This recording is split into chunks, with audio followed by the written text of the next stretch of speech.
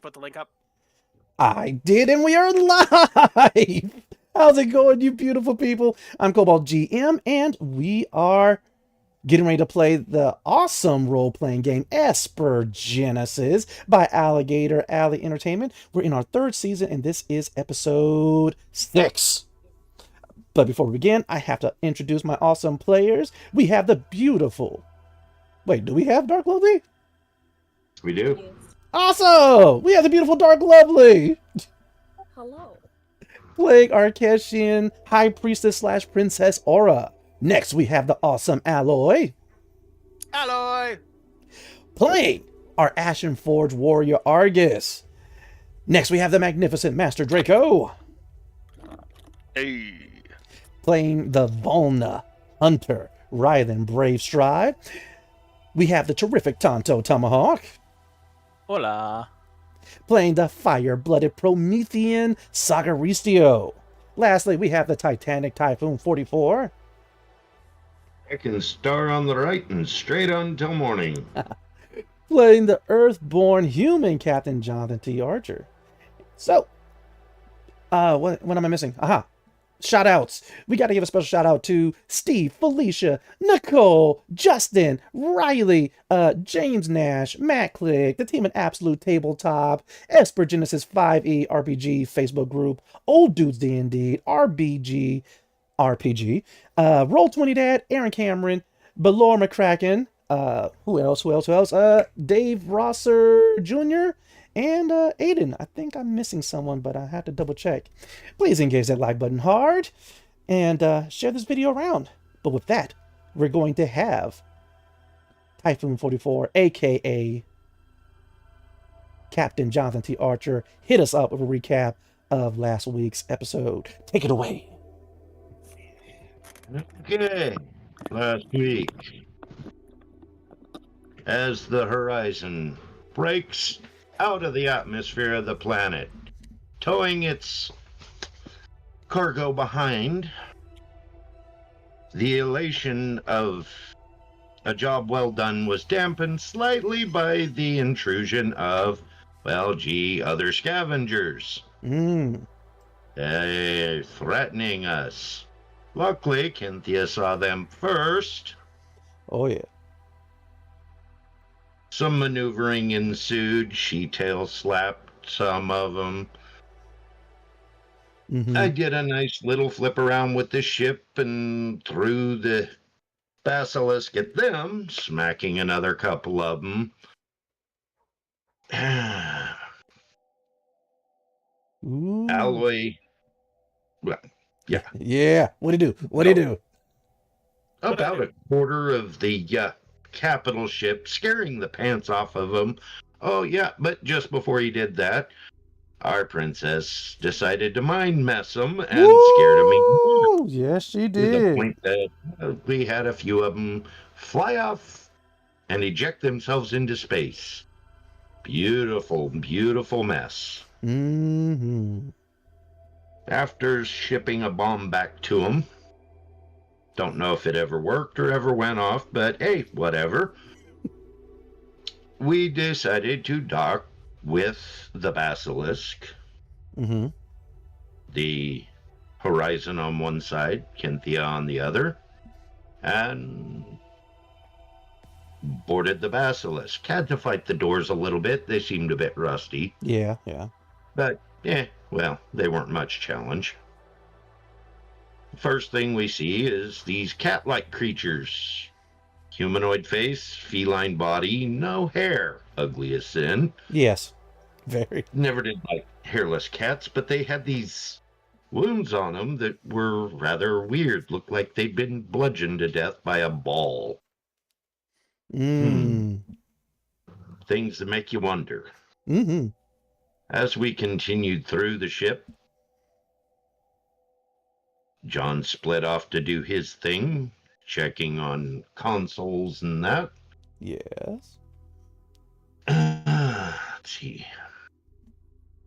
The others coming in from the other side found much the same thing he had. More of the cat creatures. Let's see, who and all was it with me? It was Soggy was with who? Anyway, I can't remember who was with who, but the ones with me come in from one side to the cargo hold area, if I remember right. It was you and me from the Astral Horizon, and then it was Sagaricio and Aura from. Thank you. Mm-hmm. Anyway, so they meet in this cargo hold area. Right. The princess is detecting a presence there. Mm-hmm. Speaking to her, telling her to go away. I'll let you live if you just go away. Of course, we gotta be Billy Badass, and no, why should we go? Some more words ensue. Mm-hmm. The princess is attacked. Yeah. I tripped the gravity plates under said person because the princess told everybody where this person was and pinned the person to the floor. Yeah. Yeah, well, she fought her way back up. Tried to do a little more fighting, ended up getting toasted. As is par for the course. Oh, man. I almost forgot that she got toasted. Literally. Never piss off the guy with the cybernetic arm. It does some weird shit, and you, he doesn't have a timer on it, so your buns are baked over well. I like that. Anyway, Captain makes his way down to the cargo bay, and they're starting to check out crates and that. And wait a minute. Something's weird. And the captain calls out for Alfred, step forward. Yeah. And one of the crates, like a transformer, starts turning into a humanoid-looking body. Skitters over behind the captain and starts telling the captain, "Hey, shoot them! They're dangerous." No, settle down. They're with me. But they're dangerous. Settle down. They're with me. Shoot him. He's really dangerous. No, settle down. He's with me. This poor droid had worse than C-3PO. Yeah, he's a little bit of a coward. Smidge. Well, we didn't get a whole lot past that, and other crates started transforming and becoming floating ball-type things, and, well, yeah, that's about where we faded out. That is true. Good recap. You're going to be starting off with 2 inspiration instead of just 1. Is there anyone else who would like to add any more details to that recap for an additional inspiration? I think he covered it actually pretty well. Oh, most definitely. I agree. All right, then. With that, let's go ahead and get started with tonight's session. Just like Typhoon 44 said, we last left off, you guys were in the cargo hold of the Basilisk, this ship that you guys were hired to salvage from the world of Aria 7. After fighting off those scrappers, you guys now decide to check out its contents, and just like Typhoon said, came across this android, Alfred 3020. But you also notice that on the outside, the Basilisk looked like a colony ship meant to transport people to a brand new world for them to settle and start a new life. But inside actually housed its true purpose, that of some type of experimental lab, seemingly of both Promethean and some other shadowy organization's purpose. Either way, after dealing with the previous Esper that was attempting to get Alfred 3020, all of a sudden, these other crates of containers shed their false appearance. These black orbs all of a sudden started to spring out blades, change and morph, and now they're black metallic humanoids with their forms completely covered in blades, as well as a blaster mounted onto their shoulder. And so with that, we're going to be getting started with initiative. And I'm going to unfortunately need you guys to call out your numbers because I can only look at so many screens at a time. 23. 23 for Archer. I got a it. 10. I got a 3. Okay, 10 for Saga, 3 for Argus, 8 for the Dark Lovely. 8 for... Lovely. Oh, she's doing it. Where the hell is she? She's not at her computer right now. Oh, right. Then how I do imagine she has a phone. All right. Maybe. Maybe indeed. It's either that or she's gotten, like, supernaturally powered into the internet.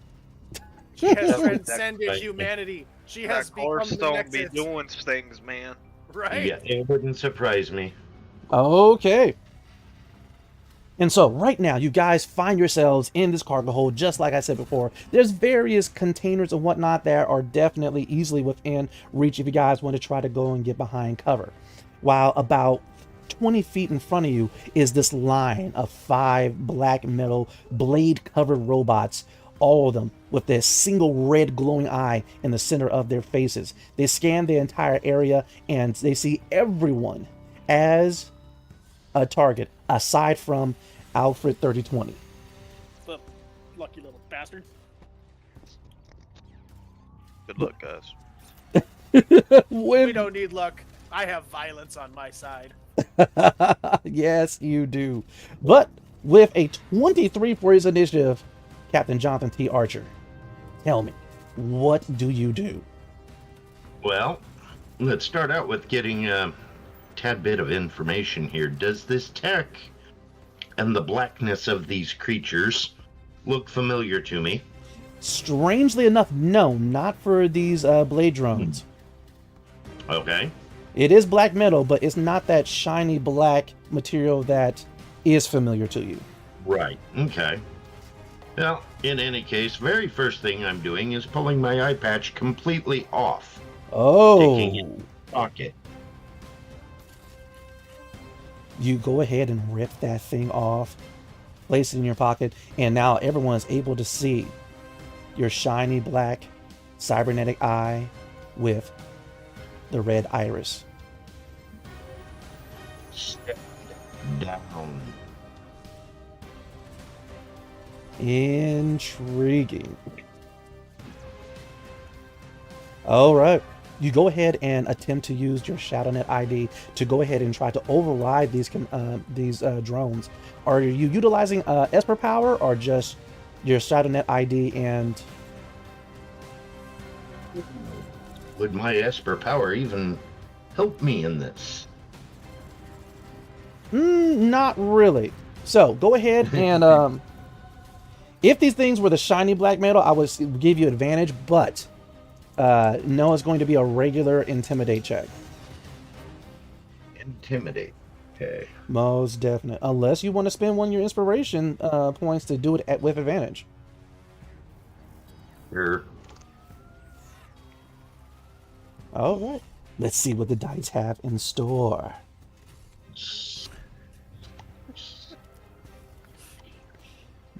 That's adorable. Average, don't. Sorry. Yeah.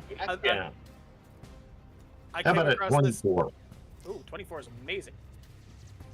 Okay. Yeah, it's either 23 or a 24. Wow. And so you rip off the eye patch, you tell these machines to stand down, and they are currently processing this order. You say with such authority and such confidence that they actually are taking a moment to see, wait a minute, is he able to order us around? And right now you see kind of like a loading symbol going across their red intimidating eye. Are they going to stand down? No. Have you stunned them for a round? Is there processing to see if you actually have the authority to do so? Yes, as a matter of fact. So that's going to be your standard action. You still have a move and a bonus. What do you do?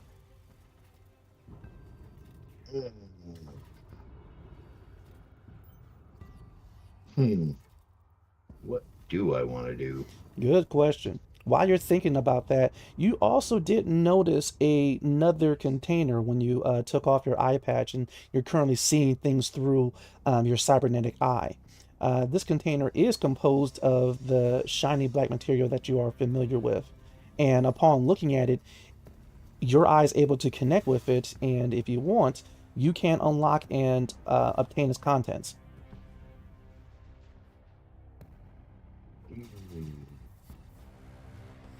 Any idea what those contents are? Just from the initial look? No, it doesn't show you what's inside of it. It's only something listed as the Silk Blade. Oh. Well, then I do believe that's what I will do. I will move over to that and pop it up, grab what's in it. All right. And so that will in me. Okay, sounds good. All right, after you tell these things to stand down, and as they're trying to process if they should obey this command or not, you go ahead and you stroll over to one of these containers that's almost hidden by the other canisters and whatnot that's in this cargo hold. As you do so, you look at it, a little red dot kind of flashes from somewhere within the black casing, and it actually gives you a warning if you are you sure if you want to accept.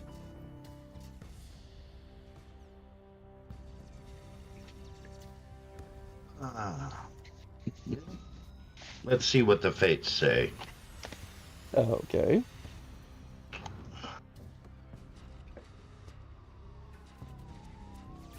One yes, two no. Oh, shit. I didn't enter that in quite right. No Needed some problem. space between that R and D. And so these machines were going to go next, but unfortunately they kind of got stunned. Huh. Well, apparently the fates say no. All right, and so I say 9. you are not going to unlock and accept whatever the content of this Shadow Blade thing is. I'm sorry, this Silk Blade is. Do I trust the fates to me? No, I don't. Okay. Yes, I'm going to open it anyway. The fates are telling me, don't do this, but I'm going to unlock it anyway. Okay. And so with that, you go ahead, you give the confirmation. The front of it kind of folds out towards you for you to place your hand upon to unlock. My hand on it.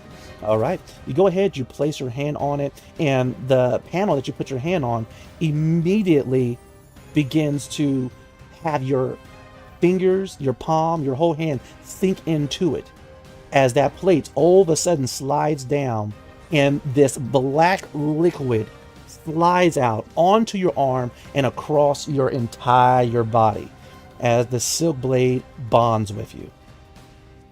On.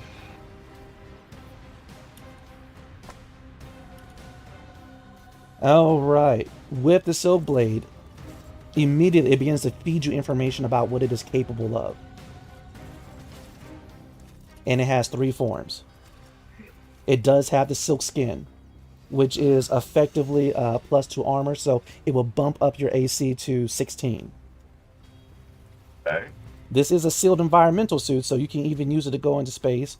It also will give you advantage to stealth in dark or completely pitch black environments, of course. Okay. Its second function is its blade mode, where it will withdraw from your body. It will still be attached, but then it will turn actually into a blade that you'll be able to toss and come back to you.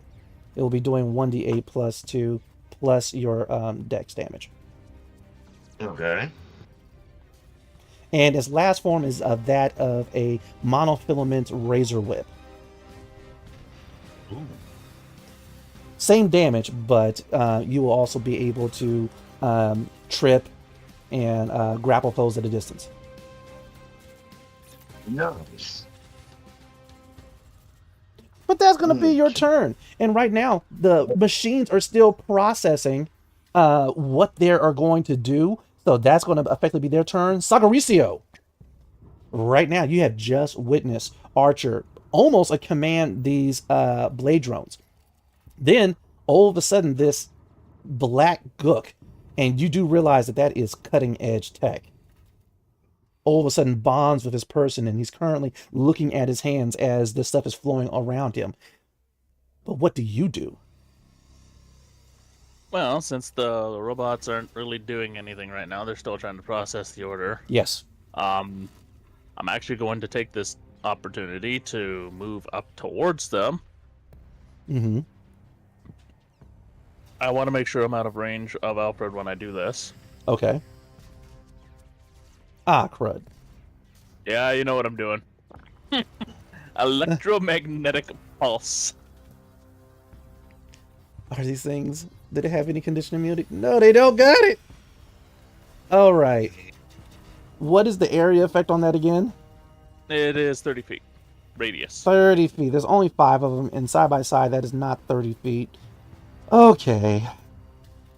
You turd bubble. Alright. Alright, What- so they got a saving throw to make, so an intelligence saving throw of 13. And, just a quick clarification, are they CR, like, half, or are they at least above that?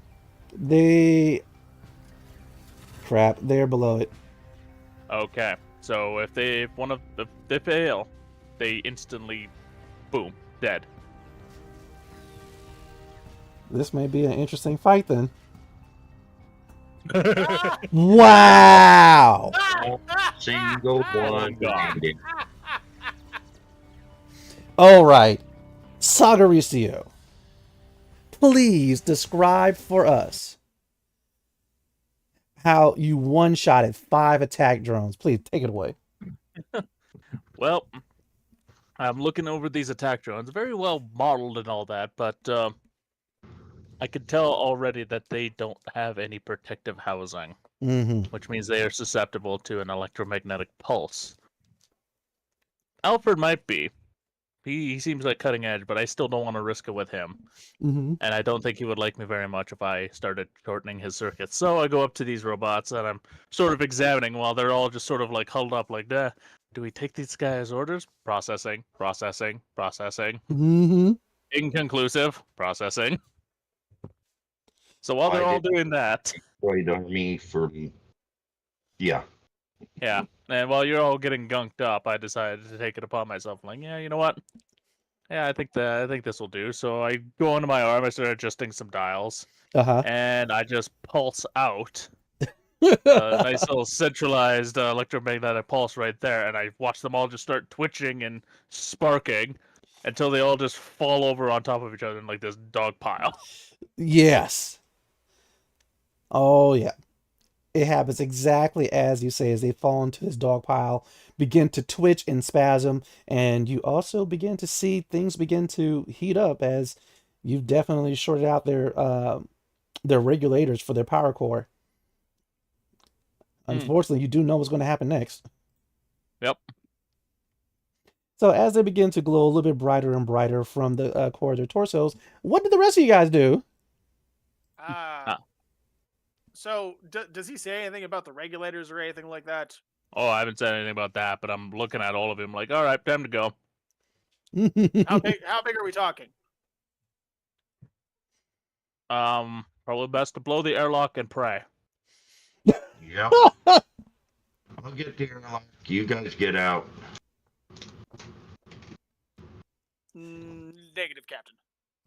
I'll get the airlock. I at least have the best chance of holding on. Me too. So, yeah, I'll go and blow the airlock. Okay. So you guys are in radio communicate. Aura, are you doing anything in this situation aside from getting the heck out of Dodge?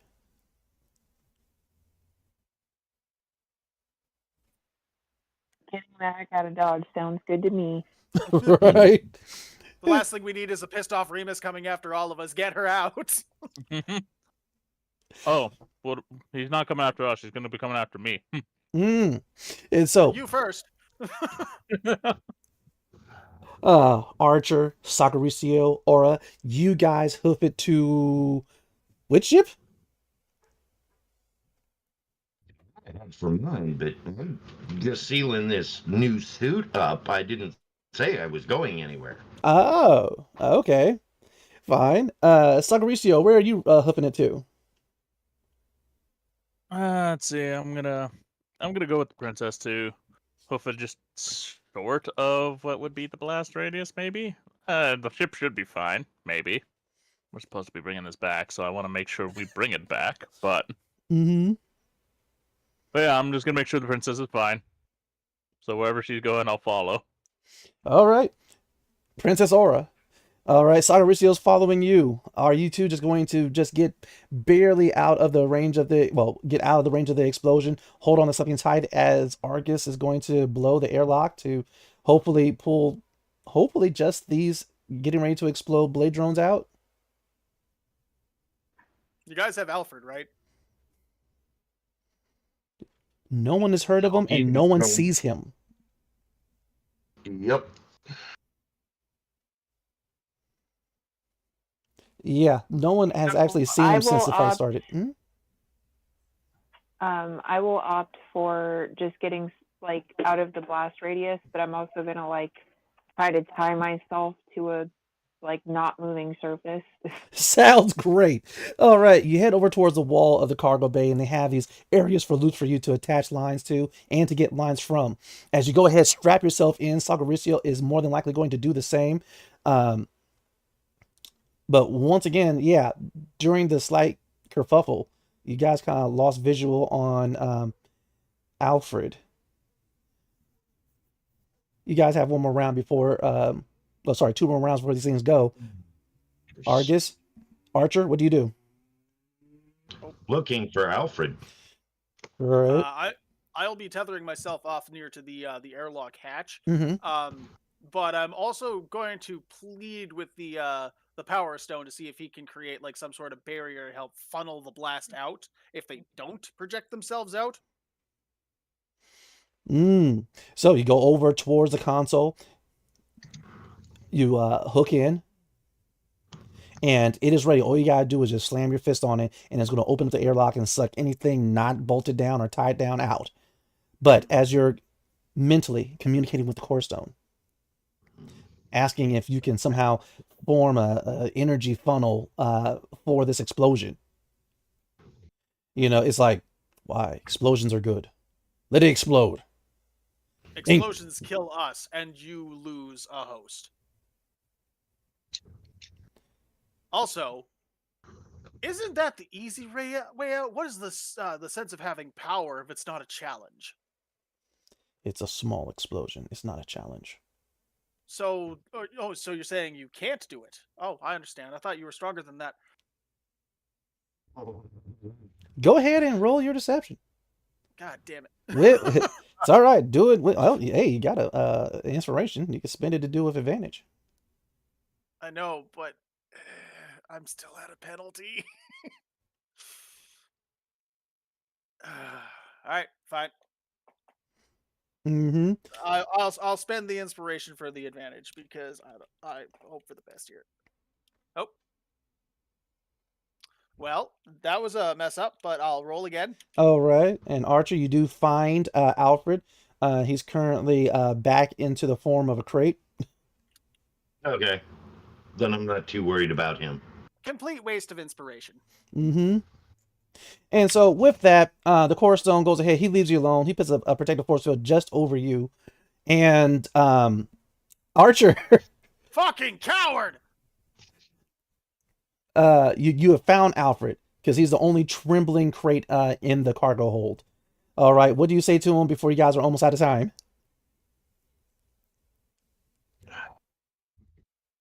Can you hold to the floor? And will this blast hurt you? He goes, no, I can't just hold on to the floor. I mean, what type of machine do you think I am? And thought maybe you could magnetize yourself, but okay. If not, get the hell out there, out of the blast radius. And with that, he runs with his arms flailing in the air.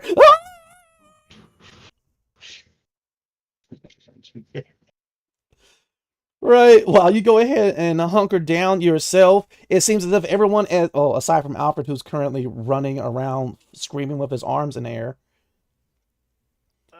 As long as he gets out of the blast radius. He is out of the blast radius. Now's your last chance, Arcus, to hit the button to see if you can flush hopefully, just this thing out? I'm gonna do something a bit crazier than that. Oh? So I am going to use Action Surge in this case, and I am going to move, push as many of them as close to the thing as possible while I still have the barrier on before slamming the button. Oh. Now, I have a certain logic behind this because for one, I have the barrier, and for two, last level I took a feat which actually gives me resistance to blast damage. You're gonna need it. Okay, so with that, as you see with the situation, you decide to almost do the sacrifice play as you rush over and begin using your incredible strong muscles to start pushing this scrap metal droids towards the actual airlock hatch. As you do so, as they are pulsating, as they're getting ready to blow, this will be a reflex save. In order, Dexterity? 5th edition. Yes, this will be a dex save. All right, in order to go ahead and hit that button to let them out. Before can hit the button if you want. If I miss, by all means, do it. Do it! Do it now! All right, it's getting ready to explode. You didn't make it. You're going to get caught in the blast. Let's see here. 5. Each one is a D. What does the barrier do out of curiosity? Gives you 30 temporary hit points. Oh, good. Oh, good. Okay, let's see what the damage is. 31 points. Ah, he's fine. Wow, thank you, Avray. How anticlimactic. All right, and so it goes ahead, it explodes. The explosion washes over you, Argus, just as Archer hits the airlock button, and he goes ahead, he hits it again to close it. Just pretty much, it sucks out the smoke, and Argus, you have been made perfectly fine. Actually, it is. Yeah, your force field's in place. You're good. I could have survived that straight to the face, honestly. You're like looking at yourself like, what the? I'm perfectly fine. I'm looking at the damage. Tops it would have done is 50 points of damage, and it would have been halved. Mm-hmm. So 25 points of damage, and I have 78. You're a tank. I could have just taken it on the face and just been like, weak. Right. On a scale of 1 to 78, how good are you feeling there, Argus? 126%. There you go. I even got leftover bubble. Yep, and what there's just some minor burns and a little bit of damage along the airlock of the basilisk. Though, given how its current condition, it's hard to tell that that's a fresh bit of damage there.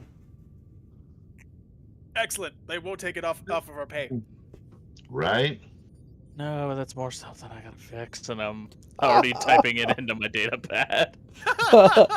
To-do list, item 127. The airlock. All right. But with that situation handled, we're actually going to cut back over to the Void Drake, the bio spaceship, Kynthia. And its captain, our very own Master Draco, Rythan Bravestride. It's boyfriend. All right. Both you and with your connection to Kynthia, you're both able to detect all of a sudden the opening of the airlock and the quick explosion of some smoke. That's normal, but I better check in. Hmm. So I'll just blast their comms. Y'all good? Argus had gas. Okay. That's it. And with that, Kynthia, she's like touching her ear and she goes, I think I'm tuned into your guys' frequency. Argus has gas? It's, yeah, it's a joke. Okay. Yeah. When is it going to be funny? It was funny.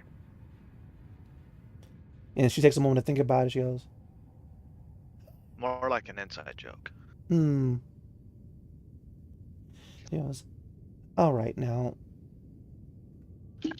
Rylan, I don't know how to tell you this, but I'm Is bored. you're a ship and a Promethean and a sniper rifle, and you're bored? We've been here Screw you, for, the butt, I guess. I mean, what, hours now?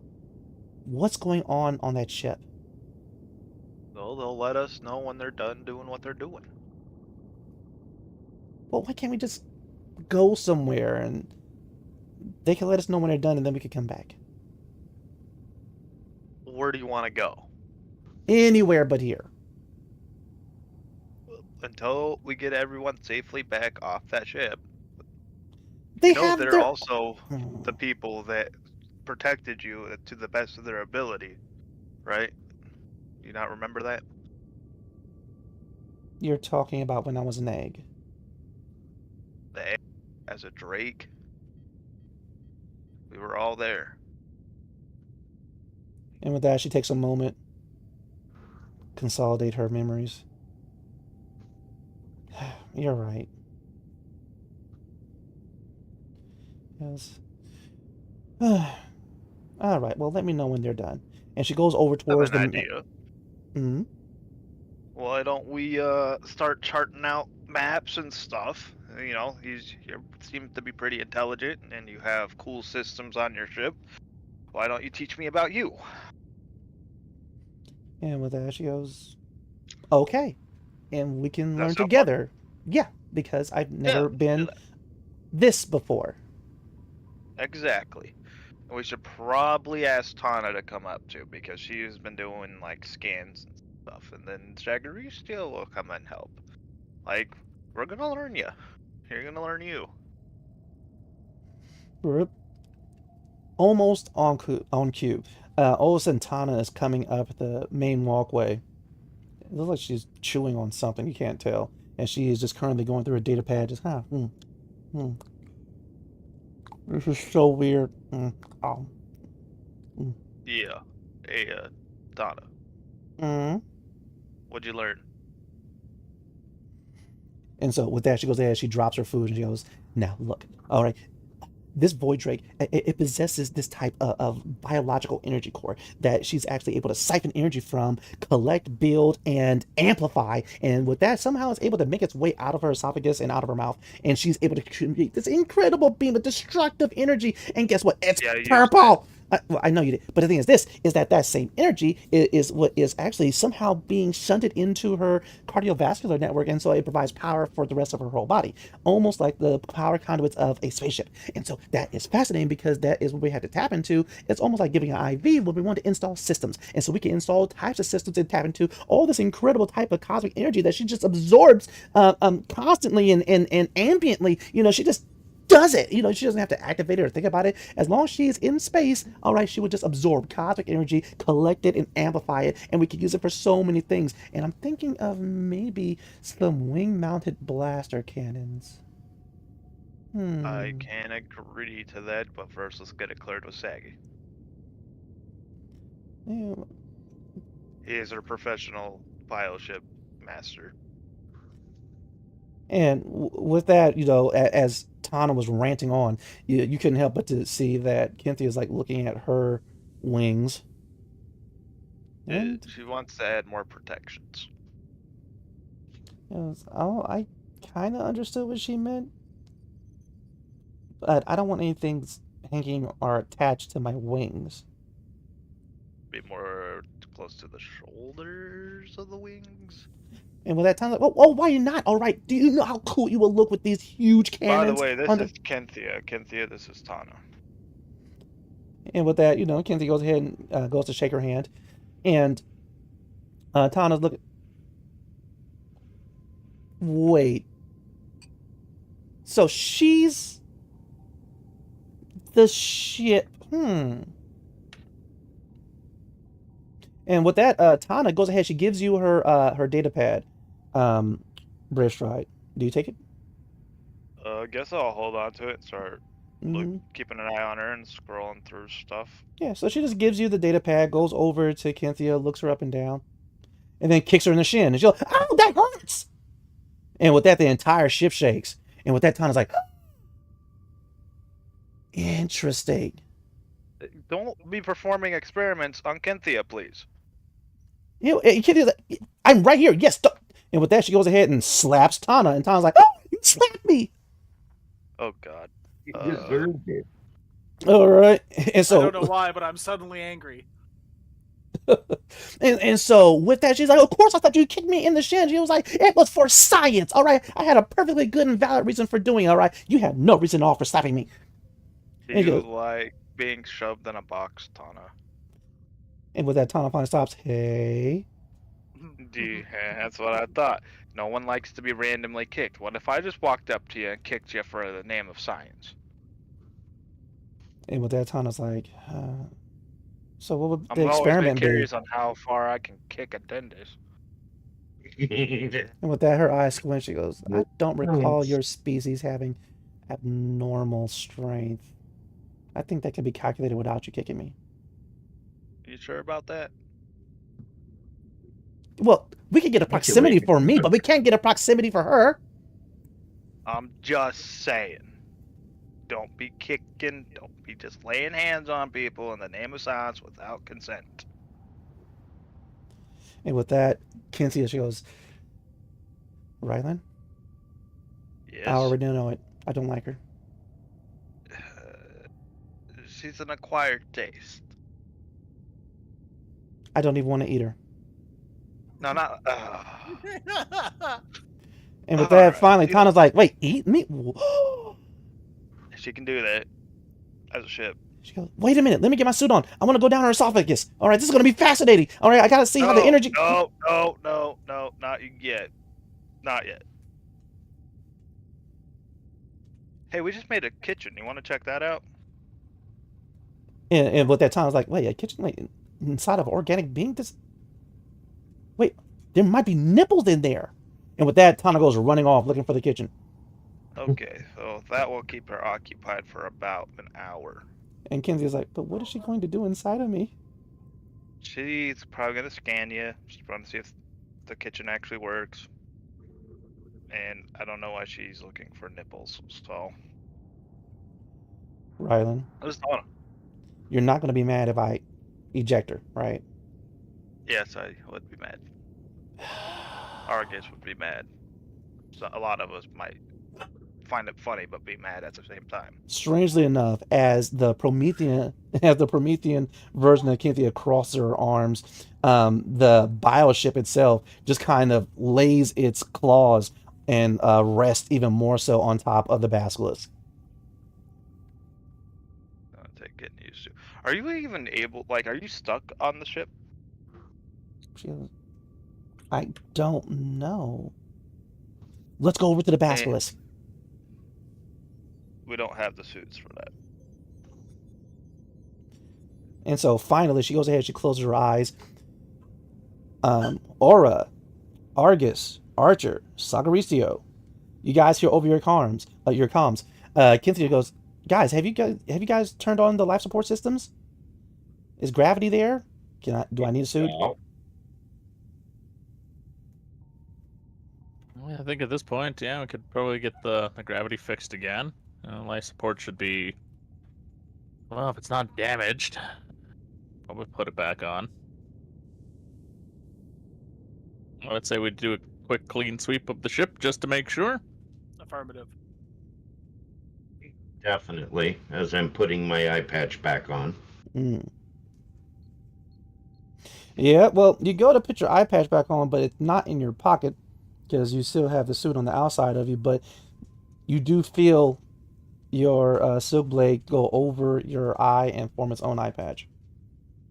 That'll work, thank you.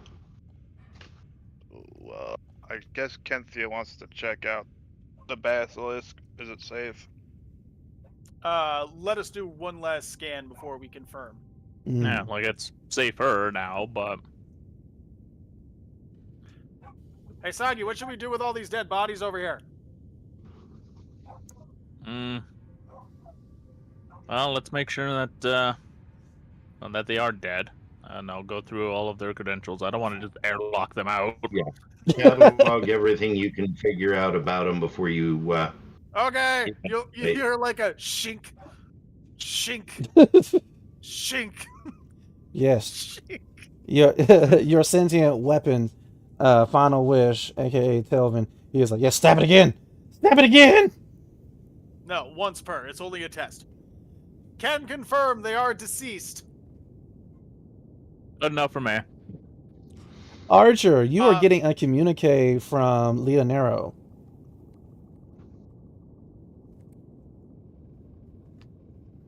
Answer it, but on private.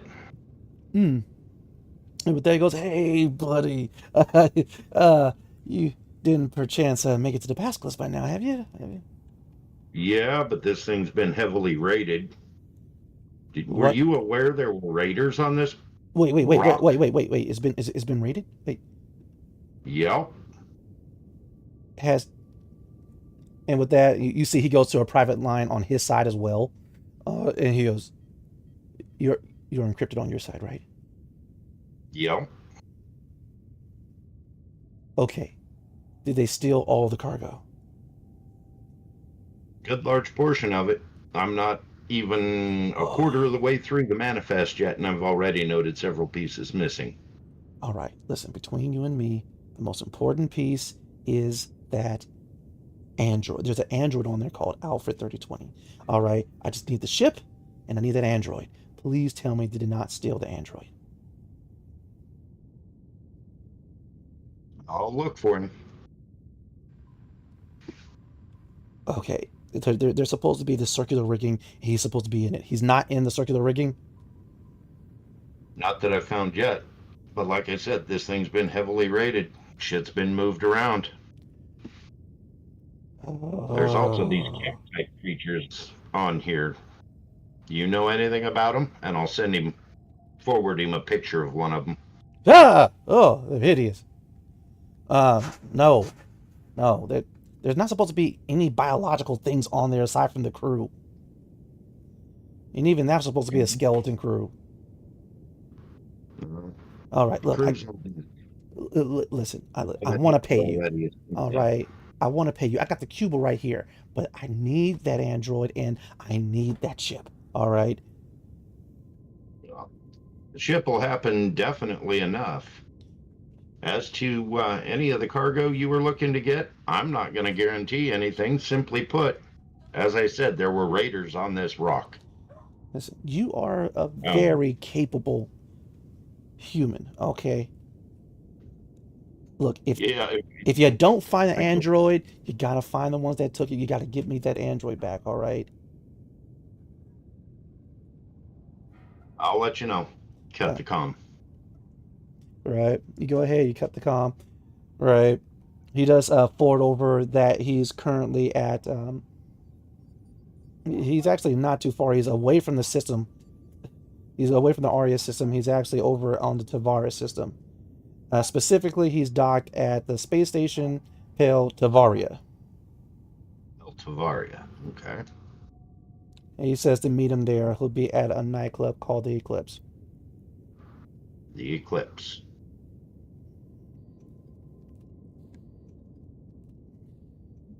But well, what do you do? Alfred, come with me. Let's go have a chat.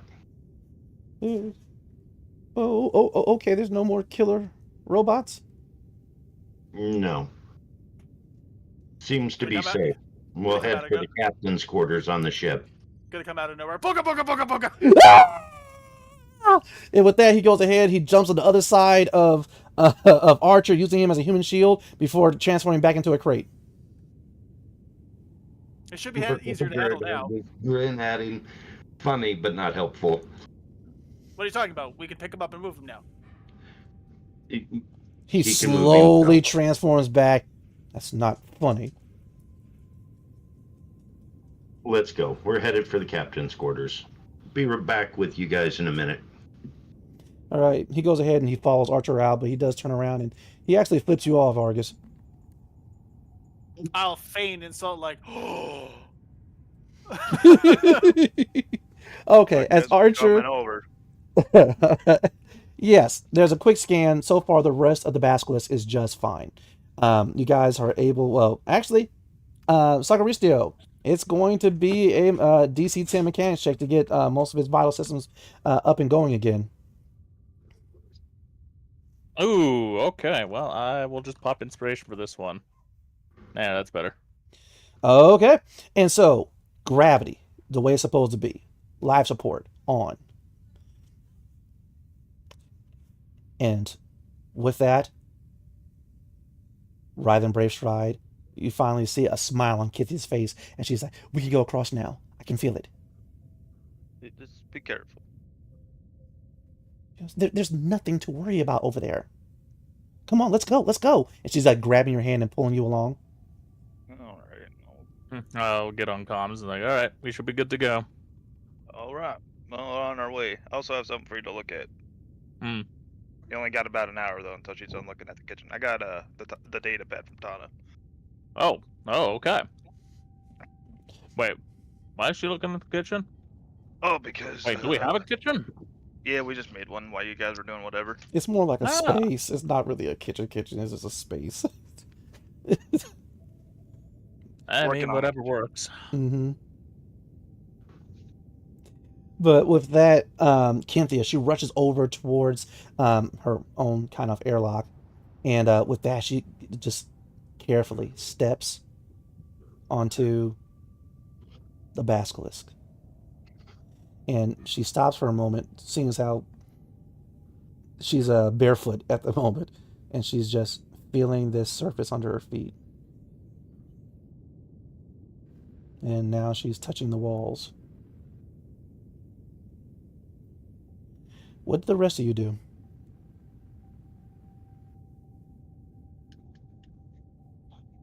I guess I'm helping her across. Mm-hmm. You go ahead, provide that stable arm as she is a little bit off balance. But at the same time, she is fascinated by everything. The way her feet feel on the surface, the touch and feel of the ship. Aura, you are able to also feel the glee coming from Ori and Remus as they are getting ready to come across too to see if you're okay.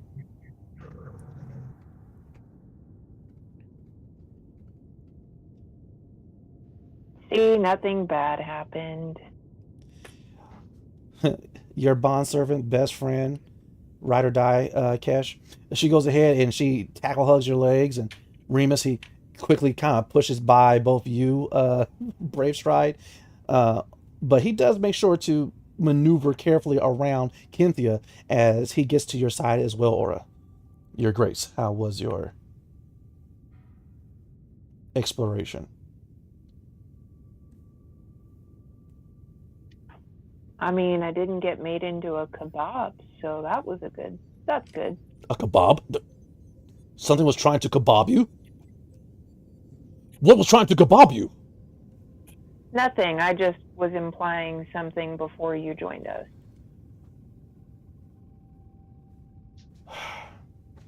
High Priestess Aura, Your Grace. What is kebab?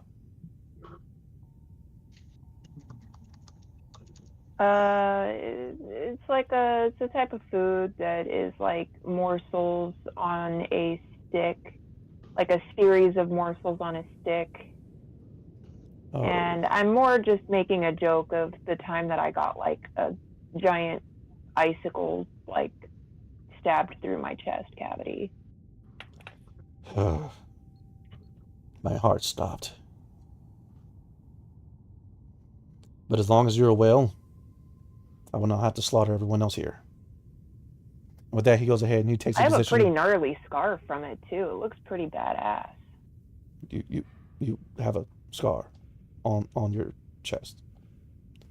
And once again, you're impressed with his ability to blush so brightly. Perhaps we shall see this later.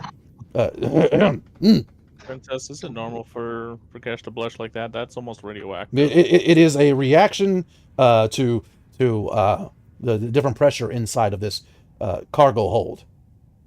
Princess Aura, perhaps you should look at the technology that healed my hole. Look, there's hardly a mark as I'll, like, reveal my chest. Tana was trying to convince me to replace it with rhinestones or some silly symbol, but look at this gloriously chiseled green chest. And so as Argus is there, chest out, proud, as the awkward silence fills the cargo bay. Archer, Yep. you said you were taking Alfred 3020 somewhere? Yep. Captain's quarters here on the Basilisk On the for a basket. little bit of questioning. All right. Q&A session. Definitely. You go ahead and take him into the room. You're able to lock it behind you. Okay. Quick sweep of the room for any listening devices. So Don't far, need anyone else. the only listening device is a data pad. But it's not turned on at the moment, but there is a data pad here. Sit down on the desk in the captain's quarters. Mm-hmm. You know, just kind of set my butt on it. Right.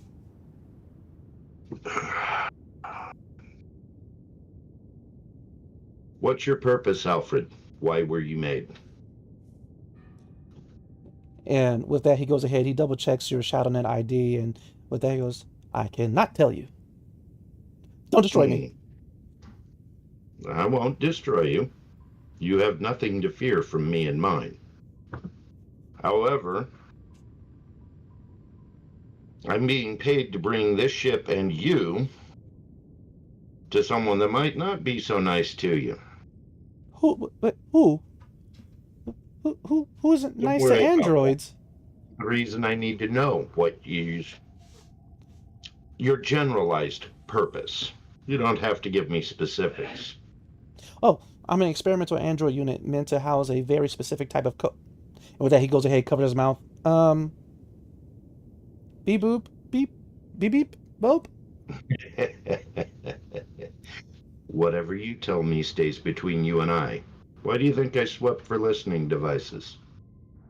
Ah, you're one of those smart Terrans. Yeah, I'm not really special. It's just that I house a very specific code. I don't even know what it does. But Good. Fair enough. I just know that it's very advanced. And it affects technology in weird ways. But it's old. Older than anything my systems have ever registered before. That is intriguing. So outside of that, there's not a whole lot special about you. Well, I have to get to my owner. And who is that? I'm not supposed to tell you. How am I supposed to get you there? With that, you kind of see he starts processing.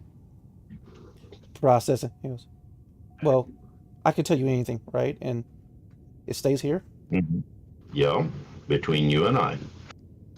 And with that, he goes, okay, I'm supposed to be delivered to another Shadow Net ID. Goes by Leonero. Okay, that checks out. What checks out? That's who's paying me to retrieve you. Wait, you know Leonero? For a lot longer than you've been around. Oh, wait, so he paid...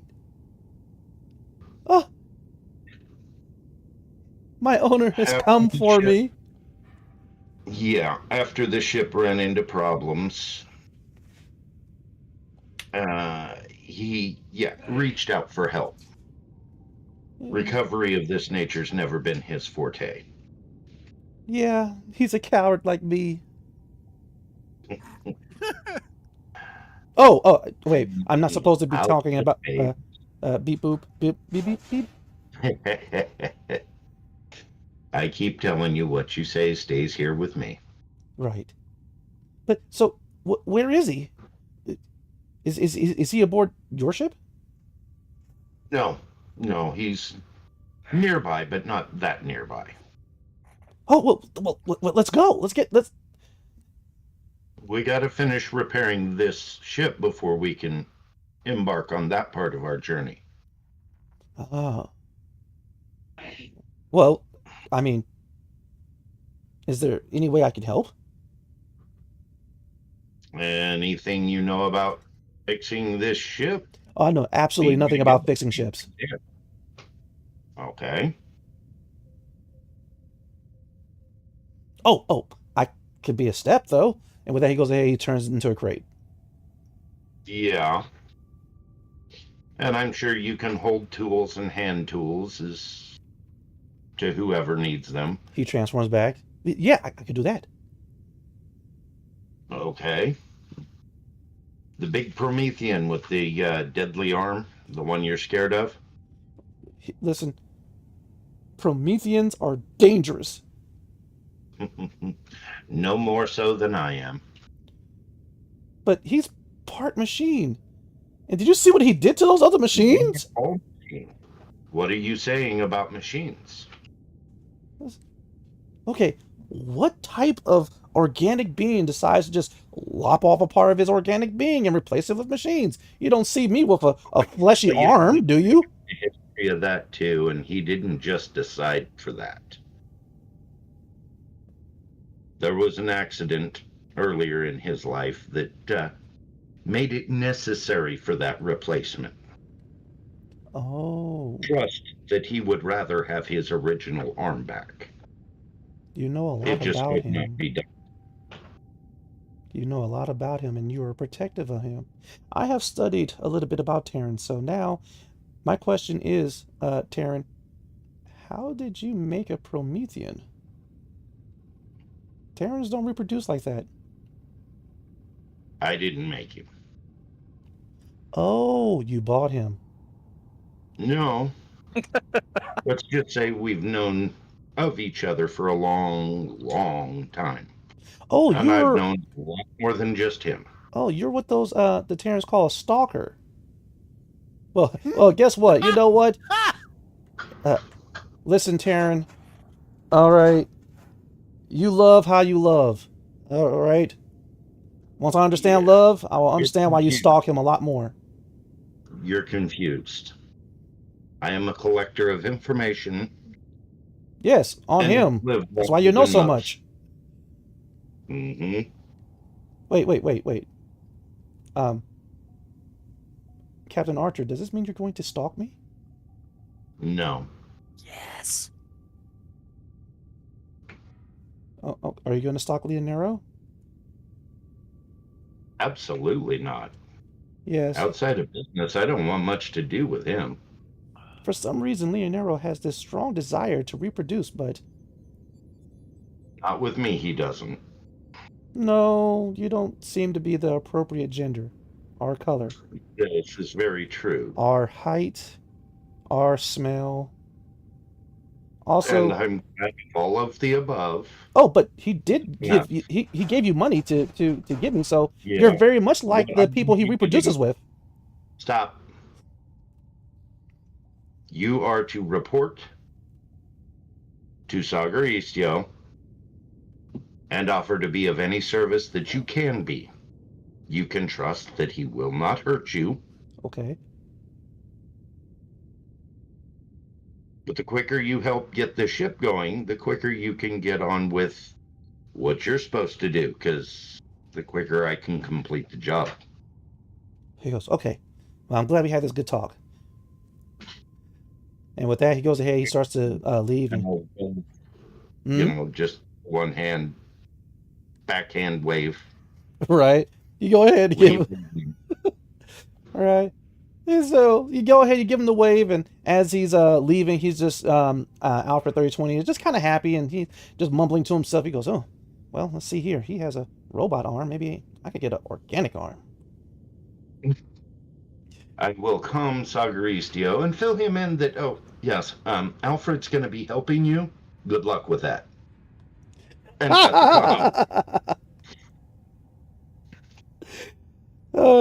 Okay, so you get the cup on that.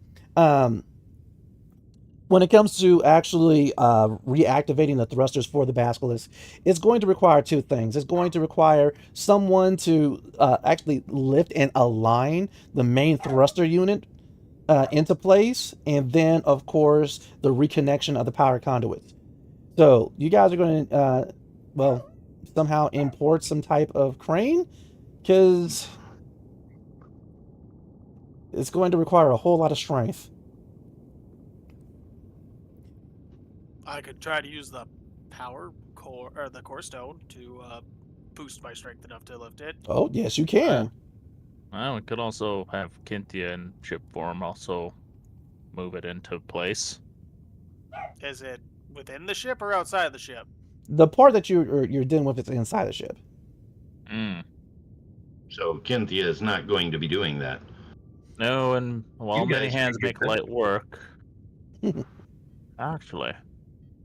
While they figure that out, Cobalt, I'm going through the computers on this ship, Hmm. downloading every last bit of data I can get and uploading it right to my ship.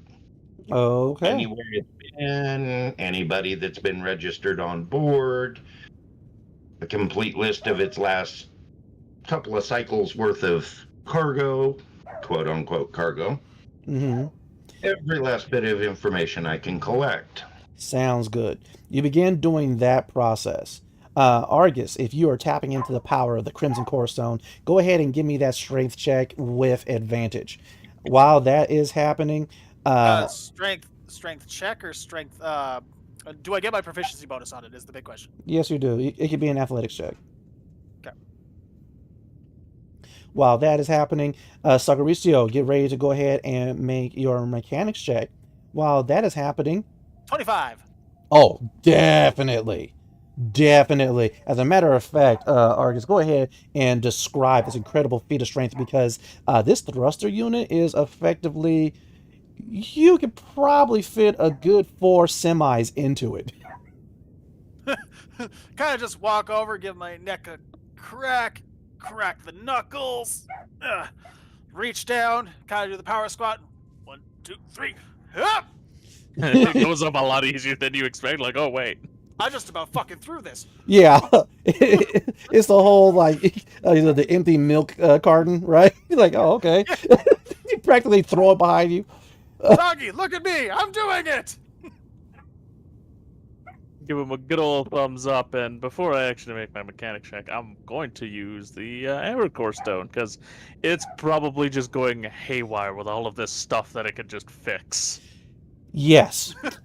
Yeah. Looking through the eyes of the Amber Core Stone, everything is just amber, as in it's like, oh, everything can be fixed, touched upon. You're practically blinded by it. Well, I'll let it be the kid in the candy shop. We are going to get this thing online, and I will allow it to make some improvements. Okay. Not too crazy, but at least enough to be like, you know what, we could probably get paid more for this if it comes back in even better pristine condition. Okay. Do you want to burn your charges for this core stone to effectively completely restore the basilisk? I can burn the charges. I'll get some of the stuff that can be repaired fairly easily by hand. I'll do that myself, but like the bigger stuff, like the thruster, oh yeah. All I'll right. have fun with that. And so, Argus, as currently you are radiating this crimson energy and lifting up this massive thruster unit from the inside of the basilisk, all of a sudden next to you, you see Sagaricio, who looks painfully almost identical to Jason Momoa, all of a sudden begin to glow with this golden light as he gets lifted off of his feet, and this golden light explodes out of him in a burst. And everything this light touches, you see the panels of the floor straighten out and lock back into place and become polished. Broken parts of the railing begin to bend and move and wield themselves back to the way that they were, and even change shape. So that they are actually more protective, and so that people won't be falling off of all the catways and walkways. Even the containers themselves begin to become restored. and back whole. This pulse goes throughout the entirety of the basilisk. And before you know it, you're no longer holding the thruster up. It is in place. And more lights turn back on for the basilisk as the rest of its systems are restored. And Sagaristio, the amber stone, falls into your hand, no longer glowing for a moment. There you go, little one. You got that out of your system now? And for some reason, you feel from the core stone, it's giving off a sensation similar to an afterglow. Oh god, it just finished. I don't know of a better way to explain it. I think that was appropriate. It just finished. It's kind of like, I'll give it a few gentle, sensual pats on the head, and I'll put it away. Right. And I'll get the rest of my tools to start working on the other systems that I can work on. With that, Alfred is that I coming can just- around the bend, holding two tools that actually they're not even tools; they're just pieces of scrap. And he goes, "I am here to help." after witnessing Sagaristio caress his stone, I'm tempted to do the same. The Crimson Core Stone says, "Don't you dare! You strike me! You strike me hard with your fist!" Oh man, this one's a masochist. Telvin, what do you say? Telvin's like, "I'm both scared and aroused." Okay, that's enough of that. I'm just gonna put it away. Which it? Final wish. So, Argus, as you're putting away your core stone and final wish, I'm assuming. Yes. Sagaristio, as you're putting away your core stone and acknowledging the presence of Alfred 3020, who's here to help you make any of the minor repairs that need to be done. That's when you guys both realize that there is this long trail of blood slowly leading to and pulling underneath Alfred 3020, and for some reason he has an arm on his mechanical arm. He's wearing it like a sleeve.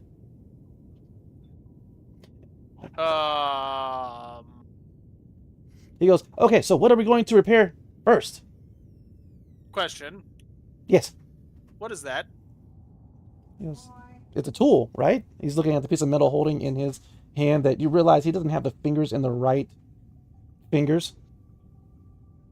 No. I mean the organic part. He goes, so Captain Archer told me to assist Sagaristio. And Sagaristio, he has a robot arm. And so I found this dead, I think it's a female gendered creature, and took her arm and put it on my arm so that I could be like Sagaristio. There was this weird white bony substance that was kind of in the part where I had to put my arm, but after you pull that out, there was enough room. That is called a skeleton. It's supposed to be there. And it is not supposed to be worn like that. Or at all. You don't like it? It is quite disturbing. I don't think it quite suits you, Alfred, but I appreciate the sentiment. But let's get you cleaned up, and yeah, you can help me with some of these repairs. But Excellent. these two tools, we won't be needing these. I got my own, and I'll have you hold on to my bag. I will dispose of these. You take the android with you? Oh, beep. With that, he goes ahead. He pulls the fleshy arm off and throws it down and thomps off, dejected. I'm just gonna pick it up nonchalantly and just walk away with it. Thanks for giving me a hand. I'll turn around, show him the thumbs up with the arm that's severed. Yeah, just shrug and I'll just go off somewhere. one of the ship to start my work. I'm gonna return this to what I assume came from the pile of dead bodies I know of. All right. Strangely, no. You look over at the dead bodies. You're like, they're relatively intact aside from the fresh holes in them and all the blade cuts. But anyway, yeah, this arm. You do realize this arm is from yeah, it's from a female, but it's not from a it's not from the crew. Duke, walking across the ship. Where did you get this? All right. All the while, Telvin's like, you know what you could put in that arm? You shut up. Okay. You, Alfred, Yeah, android, where yeah. did you get this? There was As I shake the arm at him. there's a dead organic being down there, and he points towards the Esper that you guys kind of cooked a little bit. Oh, it's her arm.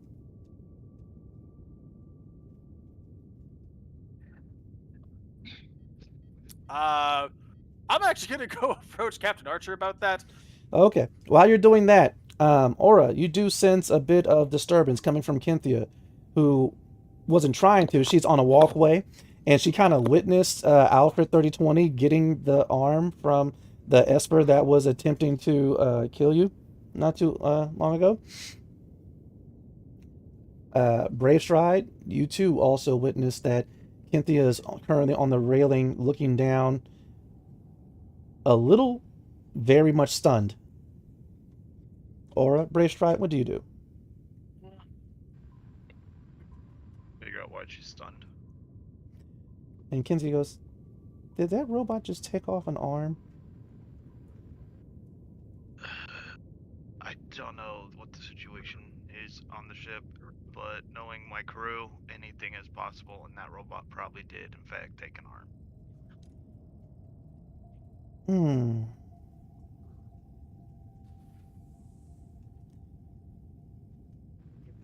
Okay, and with that, immediately Kinsey kind of grabs her side and she goes, what the?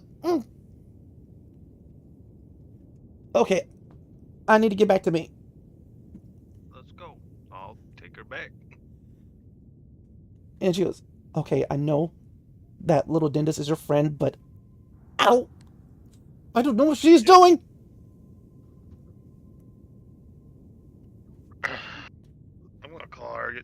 Can you get your little dentist in check? Argus stepped away. Yeah, Argus is currently looking for the captain. I'm gonna go get her in check then on my own. Mm-hmm. Feel free to send her back over to the horizon anytime. Her locker's waiting. I have a perfect spell if we need to temporarily confine her. Oh, I'm gonna go with Kenthia to Fontana and go put her in check because she's probably prodding the shit out of something. Yeah, and so you go ahead and you take Cynthia in her Promethean winged form back over towards the bioship version of her, and immediately you do see Cynthia. She is, it looks like she's attempting to square one of the cavities that you guys were going to effectively make the kitchen. And so she's there with a device that's kind of squaring the space instead of it making. Well, it was round and natural, like a typical organic cavity, and so she's trying to make it more square or rectangular. And with that, Kitty is like, "I'm gonna kill her! I'm gonna kill her!" Don't kill her. And Tana, she's there with her device in here. Okay, it's just off by a couple of degrees. Oh, hey, you know Rylan. she feels everything you're doing. Right, like just like when I kicked her. All right. Oh wait, does this make her gassy? No, it hurts her. Oh. She needs to be the one that does that. Wait, where is she? Because last time I heard her, she slapped me, and I don't want her to slap me.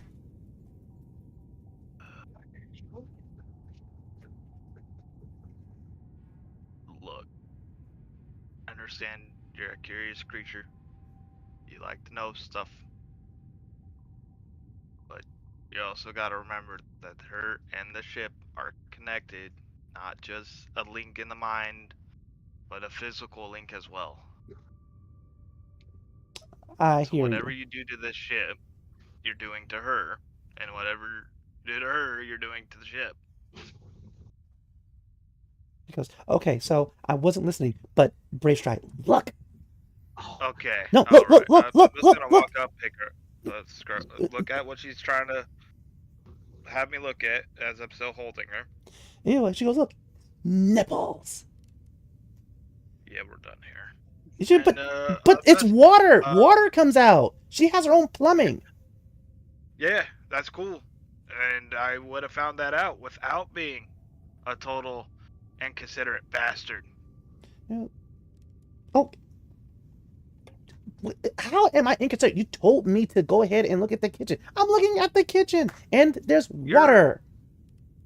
You're squaring stuff out. That's cool. I'm glad we have water. I appreciate you finding that.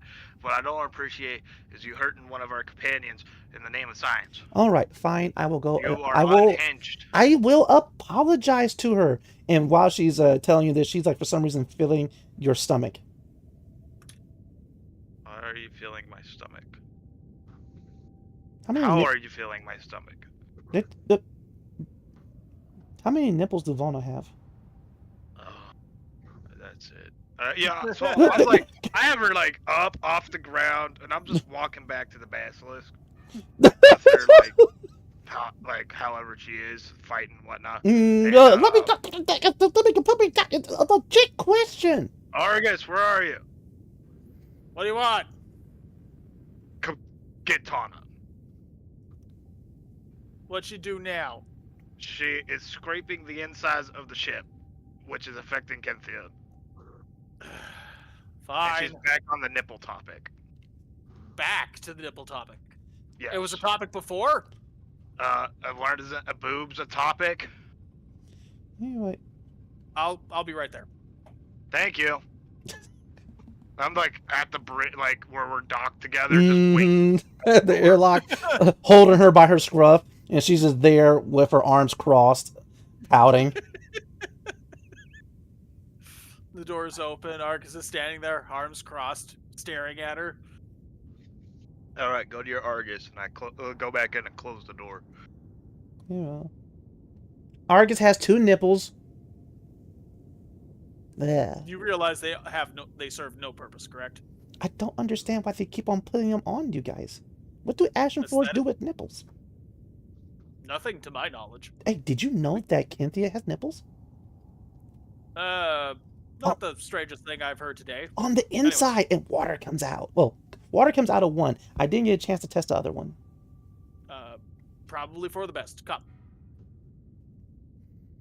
I still have her data pad. I'll give it to Sergey eventually. Alrighty.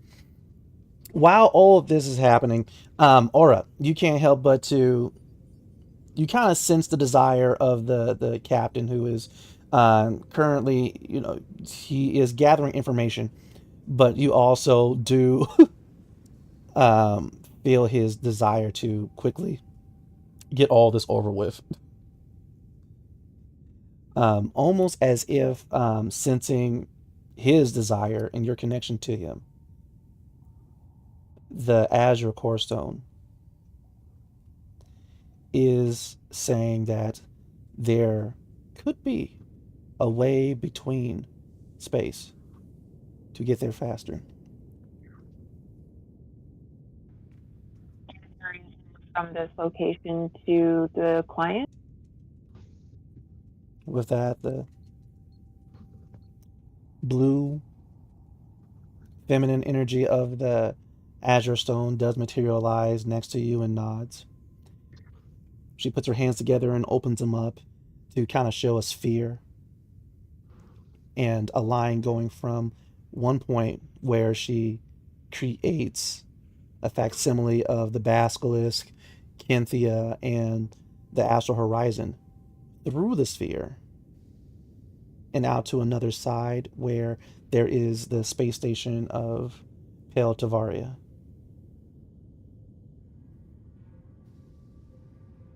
Well, how much power would that use? And she effectively communicates to you that She would have to rest afterwards. Would we need any of the other core stones to help?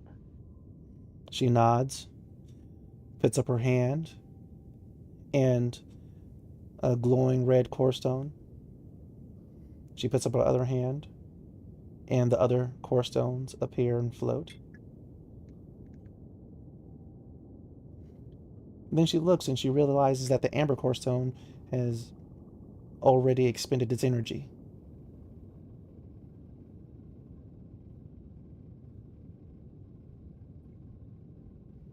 So it can pretty much be any of the core stone colors?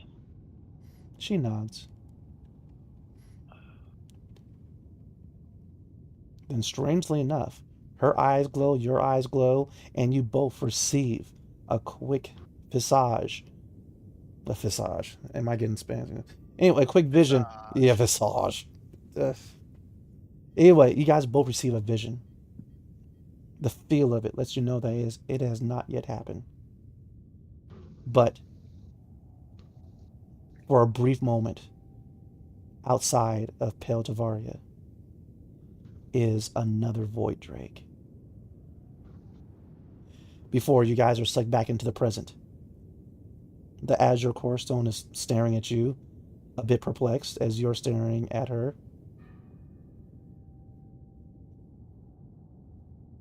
Or Was it like was it a clone of Cynthia, or was it like a completely different Void Drake? completely different. How common are Void Drakes? Let's see, to your knowledge, none have been seen. They are almost myths. Well, that seems what's the word? Coincidental. Sus would have been my guess. As you're considering this, finally there's this wave of Remus's hand in your face. Your Grace, is everything all right? You have been staring off into the distance. Are you, what is the Terrans called, daydreaming? I was talking to the core stone. Forgive me, I did not mean to interrupt. So what did you say to it? Well, I have to talk to the captain about a possibility. I will retrieve him for you, whether he wants to come or not. And with that, Remus goes ahead and takes off. I'm gonna reach out before he can get out of arm's reach, and I'm gonna grab his jacket and just be like, or Yeah, we can just go to wherever the captain is. yes, we can do that as well. He is our friend, and we do not kidnap friends. Correct? Correct. Good job. Ori just kind of shakes her head and goes along with you too. Argus, where are you taking Tana before we get to Aura and Archer? That's a good question. I imagine I'm just kind of bringing her along with me as I'm kind of keeping an eye on things in the ship. Last thing I want is an unsuspected thing popping out, so... So you kind of have her strapped to your back or something? I mean, it's like... Riding my shoulder at the very least. Got you. Either way, she's on your shoulder sitting crisscross applesauce because she's she also is still upset with you, so she has her arms crossed and pouting. But you guys all managed to converge. Captain, as you were checking over the ship's systems that are mysteriously and quickly back online and keeping track of the data download. Remus, Aura, Ori, Argus, and Tana all come together to meet with you. What do you guys say? I have yet to find Hey, anything. Captain, are you busy? Not terribly. What's up? So, my core stone showed me a possibility of how we can transport everything off of the planet a little more expediently than we arrived.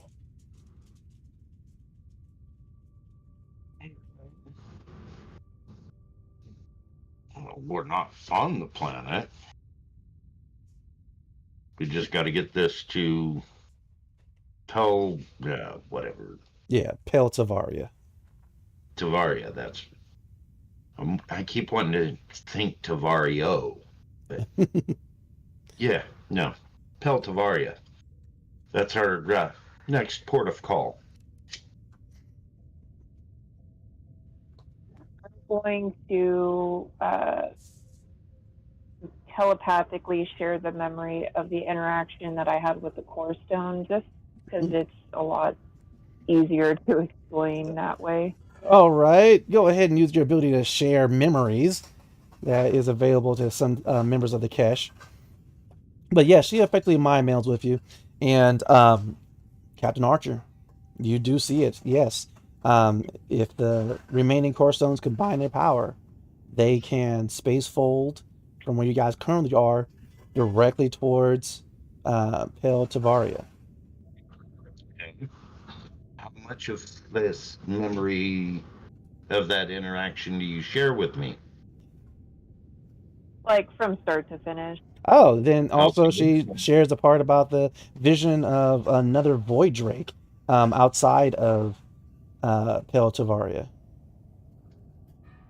Interesting. Well, where I do like the idea of getting there that quick, and I do appreciate you bringing me that idea, these wood drakes aren't common. Matter of fact, this one that we have with us is the very first that I had seen.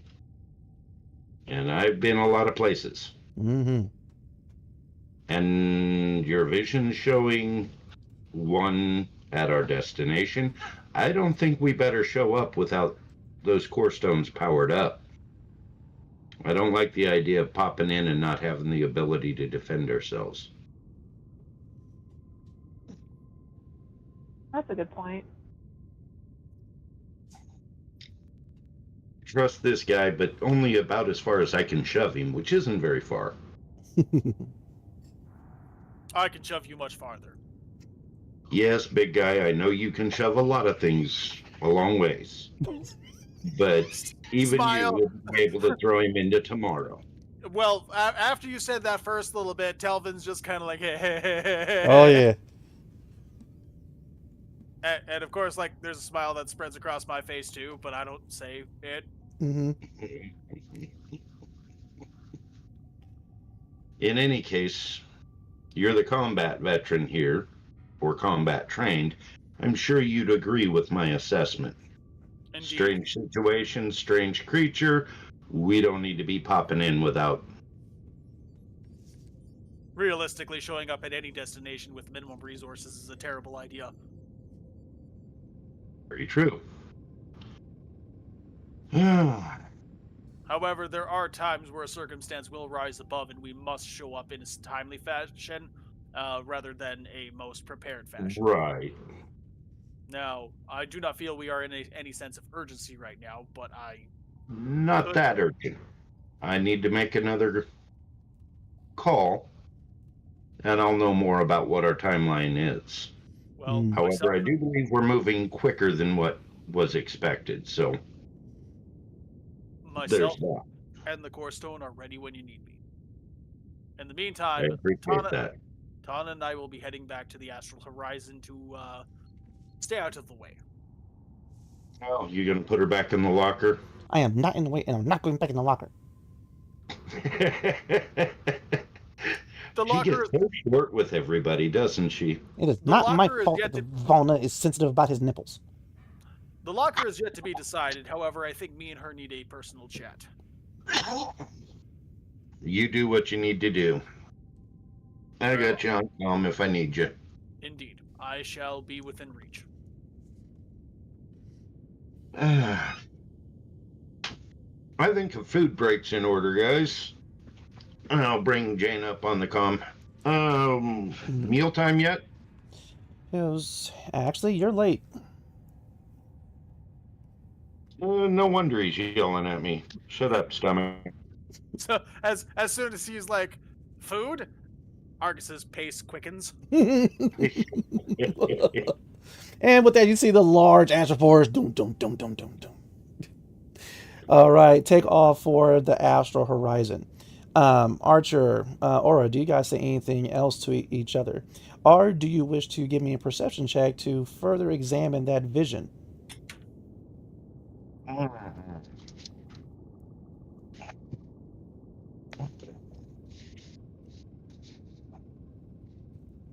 Be doing the perception. All right, go ahead and give me that roll. Aura, what about you?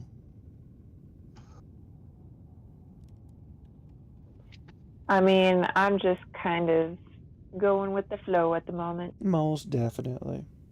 And as you are going with the flow, Ori, she goes ahead, she tells you, Your Grace, perhaps Nothing with that. perhaps food would be Yeah. very beneficial. I'll concur with that thought. I can't focus on anything else. Mm. And so, as you guys are, now realizing how hungry you are and getting ready to head back towards the astral horizon, Sagaricio, Yo.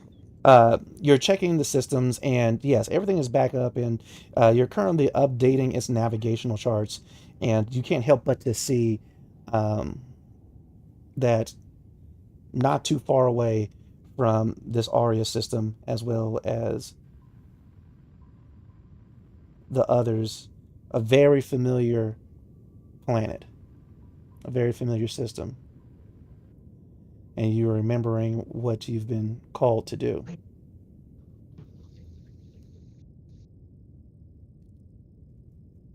Yep, and it's weighing on my mind right now whether or not I should go back.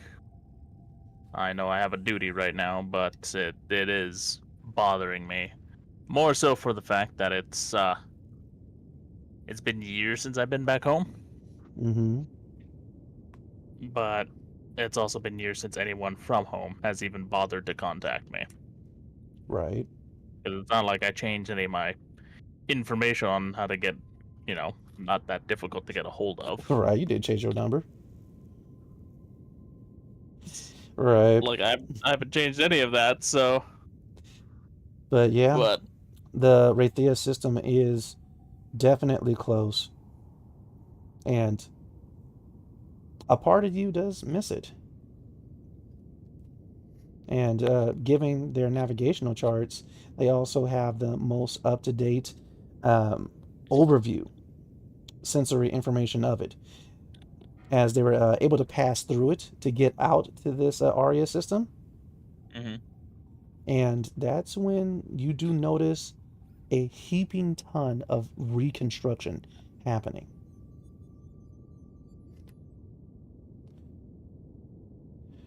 I might as well use this to get caught up on all of that, so. Well, as always, it's just a cursory glance, but you do remember that the planets had multiple space stations orbiting them. Many of them were refineries that were considered too volatile to be doing on the surface. But there is less than half of those currently in orbit. Less than half now. And the ones that are currently still in orbit are going under reconstruction. You can tell from the types of ships that are in the area from that cursory scan. Reconstruction in like some sort of way. Like, does it look like they're being upgraded? Is that why they took down the old systems? No, this is not from. No, it looks like as in repair. Interesting.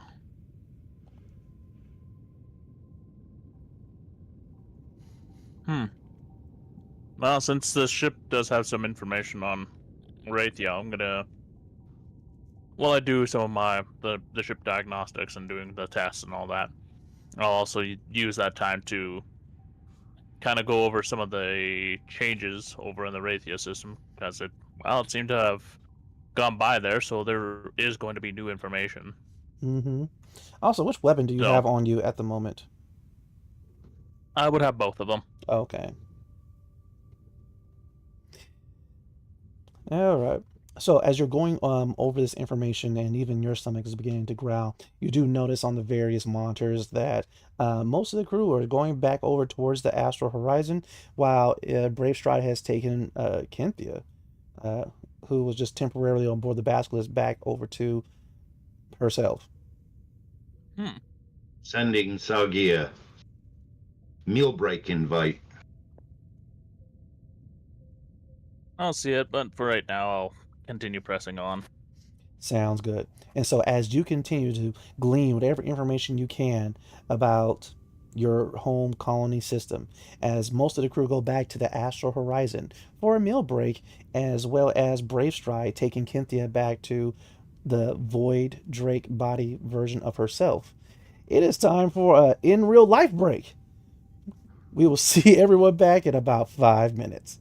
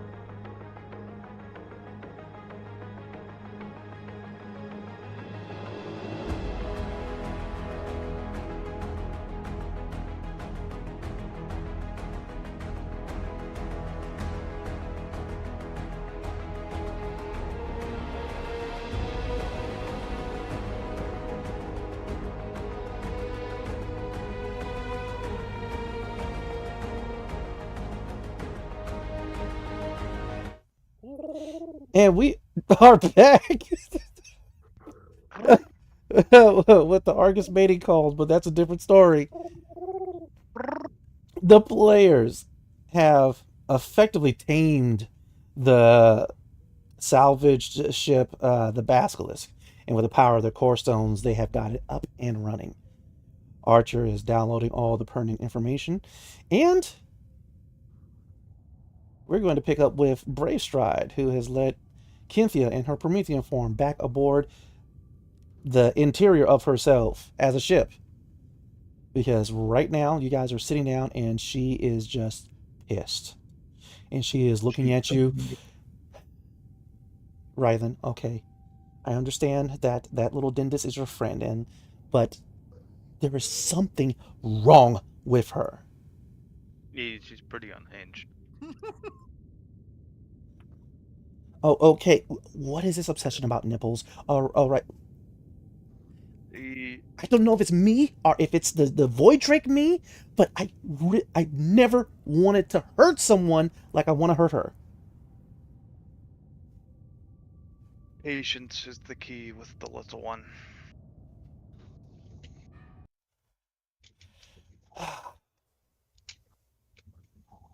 All right, let's get back to what I can do, because I just need to distract myself from... Well, let's start learning then. All right, so the only thing I can tell you is that the ship is me and I am the ship. But at the same time, there's this connection that if you concentrate, you can use me?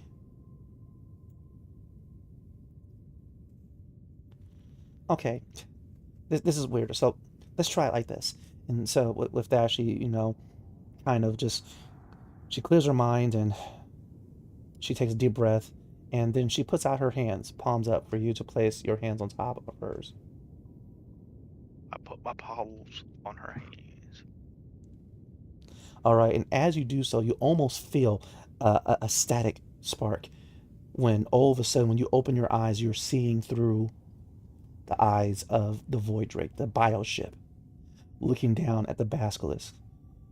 And it looks almost like a completely different ship. It's repaired, restored. It almost looks new. You're able to feel the whole of the ship under the hands of this Void Drake, of this space dragon that is also a ship. You can feel the heat, the warmth of the energy that Tana was talking about, and if you wanted to, you could expel it out of your mouth. Totally not doing that in this situation. I'm still docked to 2 other ships. Mm-hmm.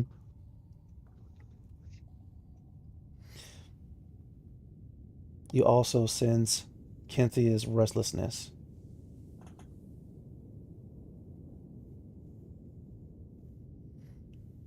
And with that, you feel her presence next to you. Because I am the ship, and the ship is me. And I'm connected to you, and you're connected to me. We're all one. Except for you, it's optional. You can disconnect, but I can't.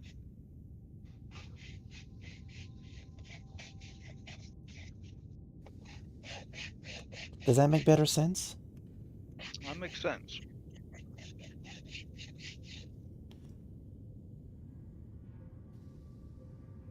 Ugh. And then she kind of, you both feel it. You both are now aware that there is a bit of debris still on your tail from destroying one of the scavenger ships.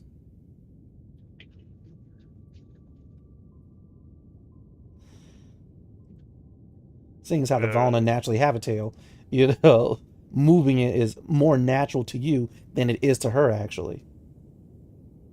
I'll just kind of make sure it's not like going to hit any of the dock Mm-hmm. ships and kind of just do a little flick. Got you.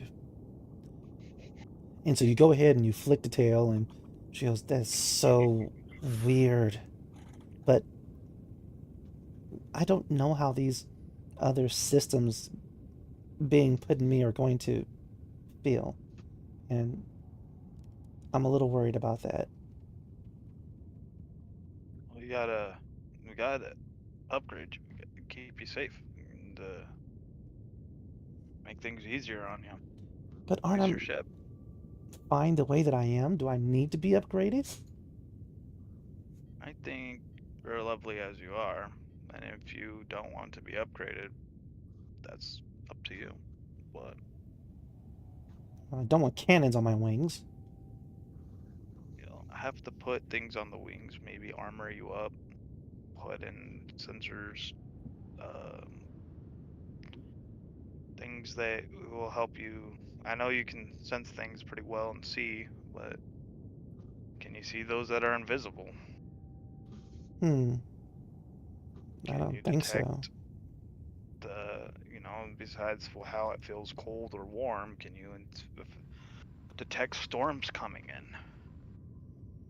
in? Debris that's not marked in the charts.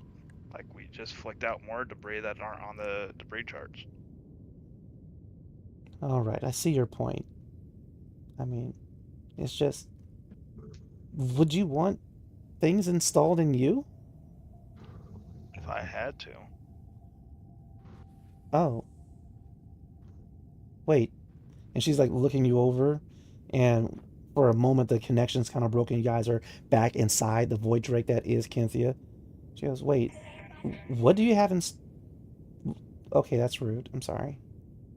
I haven't had anything installed yet, but there are reasons. If I lost an arm in battle, I have no fear of placing an arm, a leg, an eye. Hmm. Where technology thrives right now. I won't forget where I'm from and the ways I was taught, but I also see the advantage of being able to have 4 limbs. I also being able to have sensors, that would be nice. Just broke. Hmm. Sensors cost a bit. Well, I'll be your eyes, and you could be everything else. Ah, sounds like a good trade. And But so, take some time, think about it. Think about the sensors and armoring up a little bit, and maybe a couple extra weapons won't be a bad idea. Just we make sure not to put them on the wings. then you have a deal. And with that, she goes ahead and she kind of shudders, and she goes, "Well, this is going to sound weird, but you're kind of covered in fur." Yeah. And she kind of gets closer to you and just kind of awkwardly leans against you. Like a support animal now. Yeah. She goes, "Yeah."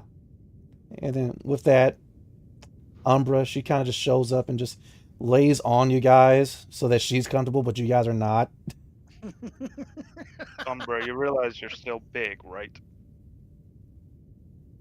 And with that, of course, through the Irma core stone, she is like, "Shut up, you're fat. I'm not fat. You're fat. You're fat. You're fat." You're fatter. You're so fat that orbital strikes around you. "Oh, yeah? You're so fat you have your own gravity. Okay, you're so fat you can't even fit in your armor." I fit perfectly fine in my armor. Thank you, custom made. What you got? Nothing. Because I don't need armor. Because I'm not a wuss. Oh, is that so? Yeah, that is so. Do you want to try to scratch me with this one? It's pretty spiky. Yeah, you know, it's Bony. also spiky. Your girlfriend's wings. Yeah, they are spiky. And with that, as like strangely enough, a flush of heat kind of goes into this chamber, And finally, Cynthia, she goes, okay, now it's getting weird. Just, okay, hold up. Let me get my arm free. You can totally push her off you. It's all right. But as you guys are kind of having this conversation, we're actually going to cut back over out of the void drake that is Cynthia, across the Basilisk spaceship, over to the astral horizon. Argus, Yo. where have you taken Tana to have this conversation? We've gone back to her room. Mm-hmm. Because mine's still covered in glitter. Mm-hmm. And so you go ahead and plop her down on a chair as you pull up another one. Goes, oh, so now you want to talk now. Great.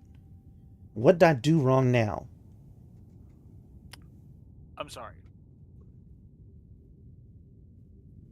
But what?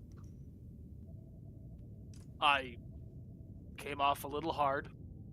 I was upset in the moment, and I said things a little harsher than I should have. What? Well, I mean, you. I still mean most of what I said, but my job is to protect you, and sometimes protecting you means from the words I say sometimes, and I failed you in those regards. And with that, some purple fluid begins to well around her eyes, and she spins around. She goes, "Yeah, you've been kind of mean." To be fair, you seem to make lighthearted of everything that happens, and that is not appropriate. Well, what do you want me to do? And she spins around and wipes some of her purple tears off. She goes, "Okay, because I'm the smallest one here, and I can't really do anything. I can't really fight. I can't really fly a ship. All right, the only thing I know how to do is just science and make things and." You? Okay, now shut the hell up. You're gonna tell me you're the smallest, and you're incapable of fighting back, and yet you single-handedly gave a planet the schematics to fight starships and broke an actual spacefaring accord to do so. Tana, you are far from defenseless. You just overthink everybody else around you. You are literally wanted for war crimes, for God's sakes. I know, and it wasn't the most brilliant of plans. But you did what you had to win the time, correct? Did you know that the reason why Vol does not have surface-to-space weaponry is not because it is illegal across the entire Silrain arc, just for Vol? And it's because they are not part of the Accords. They are part of the Accords, but due to the pride of one of their old leaders who didn't want to accept the technology and to have some foreigners or some foreign creatures building weapons on the surface of their planet, they denied it. They didn't want the assistance. They wanted to develop it themselves. And they just never did it. That was rude. There's surface-to-space weaponry on Dindus. The Prometheans probably have something worse. To be fair, Dendis developed those because we've been invaded how many times by the Lorendi? Exactly. And now the Lorendi was attacking Vol. I was just trying to even the score. I am not judging you for your actions.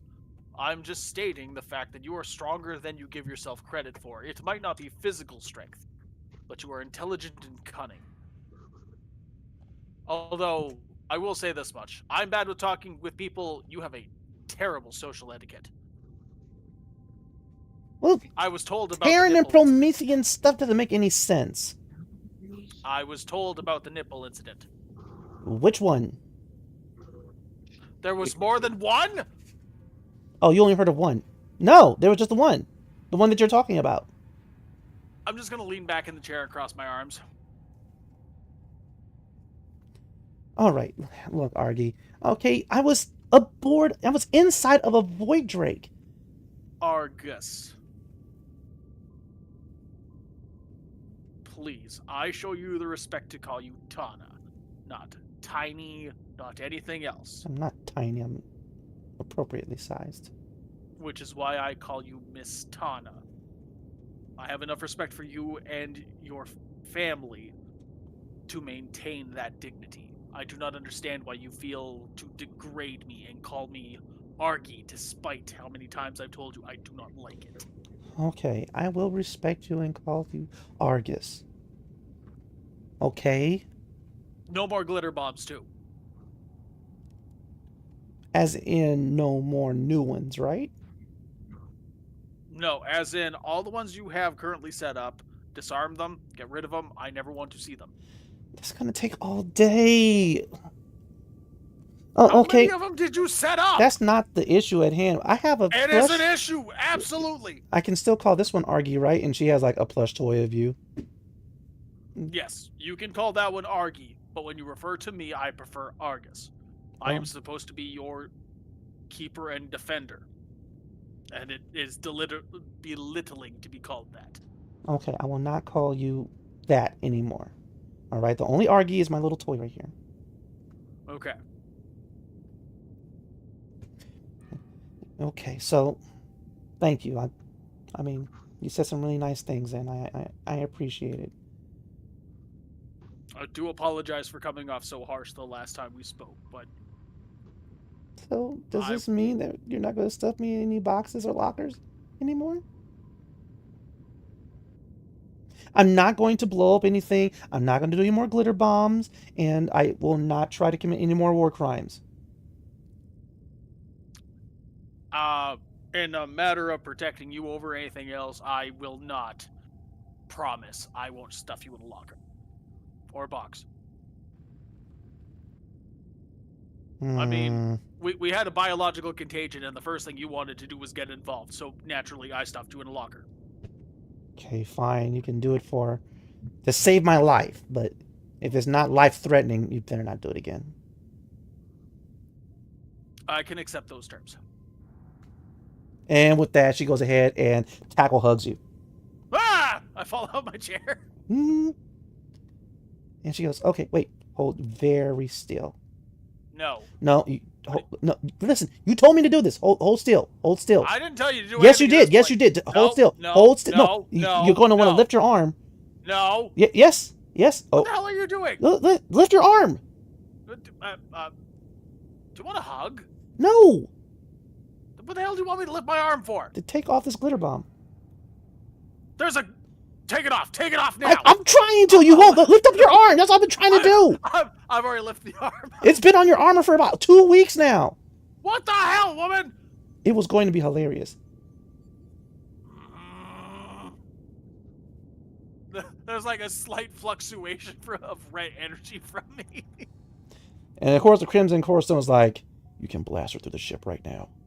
No. And so with that, she goes ahead and she takes off this unit, and you see that it temporarily decloaks.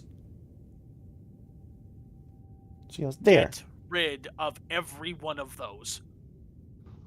Actually, don't disarm them. Just remove them. We may use them later. All right. And with that, she goes ahead, she gets up, and she pulls you onto your feet, and she starts dragging you with her because she's not going to do the floor. No. I put some up high, and I don't want to grab my step stool. That's the only issue? No. You have longer arms. Ugh. As I follow her. All right. Okay, so you guys go ahead and do that. Archer, Aura, Remus, Ori. The bulk of you guys are in the galley of the Astral Horizon. Every now and again, the door to the galley slides open, and you're able to see Argus and Tana strangely pulling off weird things that just materialize from walls and stuff. Note to self, we need to use this technology for other things. Yeah, right? Note to self, diabolical glitter plans are in No. the works. First of all, we're keeping the glitter bombs. Second of all, she needs to show us how to hide stuff like that all over the ship. All right. Now, Archer, you are eating with everyone, right? Yep. And so, as always, as you're trying to eat, Jill, your daughter, she just sits on your lap, and Jill's like, "So, Daddy, are you done? Are you done?" Just look at her, look at my plate, and look back at her. What do you think? And go back to munching. No. She's sitting here pulling on you, talking about with the ship. What do you want to know about which ship? Well, not the dragon lady, the ship that. Dragon lady. Why do you call her a lady? Guess she's. What do you know, Redone?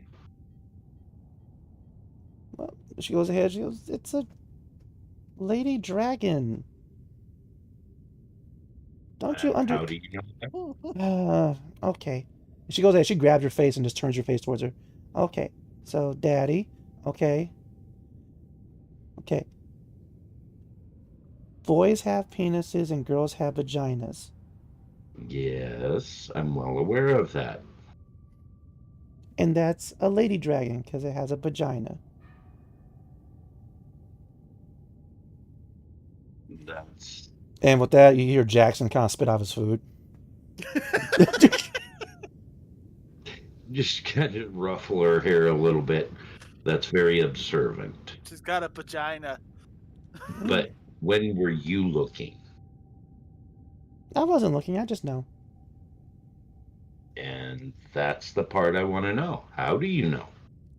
Because to the best of my knowledge, you have not been on that ship. No, I think I saw it in a dream.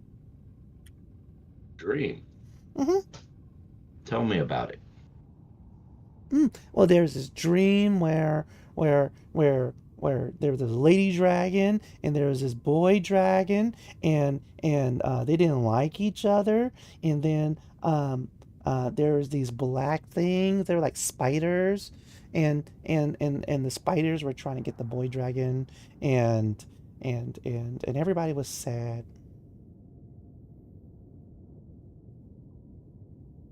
And how real did this dream seem? Well, all my dreams seem real, Daddy. Don't your dreams seem real? To varying degrees. And with that, Jackson, he sits back down after cleaning himself off. Yeah. Jackie only dreams about girls. He's like, "Hey, what? That how could be true. Jackson, don't fight it. Yeah. But it's just like when, Mommy gets me the dolls and, I just want to know. So, I take all the dolls' clothes off. Jackson does the same thing in his dreams. And with that, Jackson gets up. He goes, "Oh, I'm going to go back to engineering."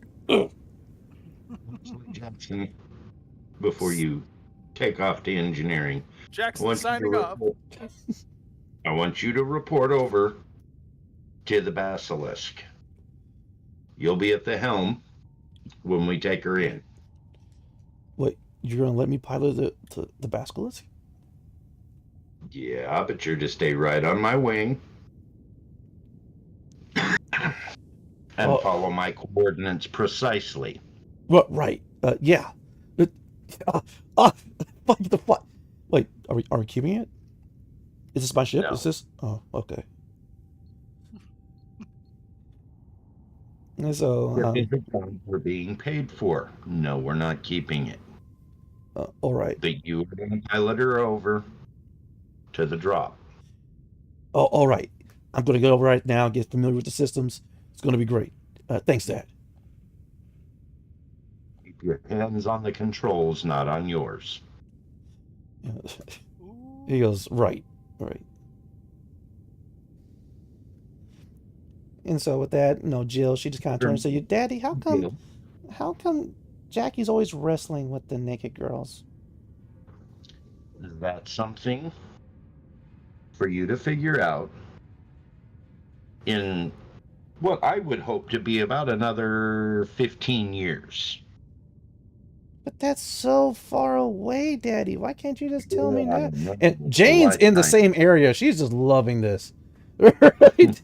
She's been waiting for this conversation for a while now, and she's go ahead and Look, giving out plates of ribs. Jill, sweetie. Mhm. For starters, I don't want you to worry about your brother's dreams. Okay? Mm-hmm. They're his. Try to stay out of them. I do. They're boring. I'm glad you think so. Secondly, I need you to start telling me about these dreams. Okay? Especially the ones like the girl dragon and the boy dragon and the spider creatures. Oh, well, you mean the bad dreams? Yeah. Well, there was this other bad dream, but I didn't see a whole lot. There were a lot of people, and there was this music, and then everybody was dancing, and then there was a lot of screaming, and it got really scary. And how long ago was that? Mm, 2 nights ago? Interesting. Now, for right now, since you're not interested in eating, why don't you go play? Okay? Well, okay. And so with that, she goes ahead and as she hops off your lap, you see every time she like steps, she drops a piece of candy, and she grabs Free, aka Balo, who was like he's like on his last rib too. He was just like, and just gets dragged off. It's like, hey, come, look, I'm almost Let him done. finish. All right. Jill, let him finish. Okay. And she goes ahead. She sits next to Balo and just stares at him. And now he's kind of torn between eating the rib and looking at her. He was like, "Stop! So, look over there." Tried to catch his attention and mouth. Sorry. All right. Sitting on the other side of you, Archer, is Alfred 3020, and he's just looking at the rib.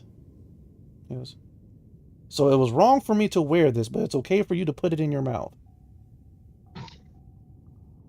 Outfit for one. Non-sentient creature. It's what we're eating. For two, you don't eat, I'm fair sure, the same way we do. He goes, "Of course not. I'm an And android. three, I don't eat anything. I get yes, charged." I get that. Three, we're not wearing other sentient creatures. Yes, you are. You have some around your mouth right now. The space turtle took some. You'll figure it out. Okay. And so while Seeing that, as you eat, go ahead. why don't you go up and recalibrate all the navsat? With that, Alfred 3020, he gets up and he nods. And as he's leaving, the door opens and Nathkar, he comes through. And wait a minute. Wait, that is a next generation android. Archer. No. Is it yours? No. Preemptively, no. It's not yours either. Okay, I just want to examine it. It must have next level programming. Yeah, no, you're, later, okay? Ooh, ribs. Yeah, sit down, eat, and do so quietly. Most definitely. While that is happening, Sagaristio, you do hear the slide of a door, and you see your space turtle is coming through, and it's wearing its harness for tools, but inside the pockets are ribs, barbecue ribs. Aw, he brought you food. I'll pet his head. and take a rib while I'll quietly numb on it while I'm still going through diagnostics and some information. So he's Mhm. welcome to stay. Most definitely. Um, as you're doing that, one of the previous scans you did on the information that it has about the system that you were very concerned about, you do notice a very discernible pattern Mm-hmm. that in the Rathia system, seeing their repair work by reverse engineering the pattern of their repair, the pattern of destruction matches that, well, is similar to that when you guys first arrived at Pel Avaro.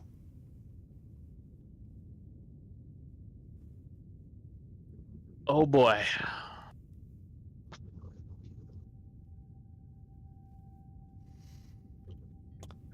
As that realization dawns upon you,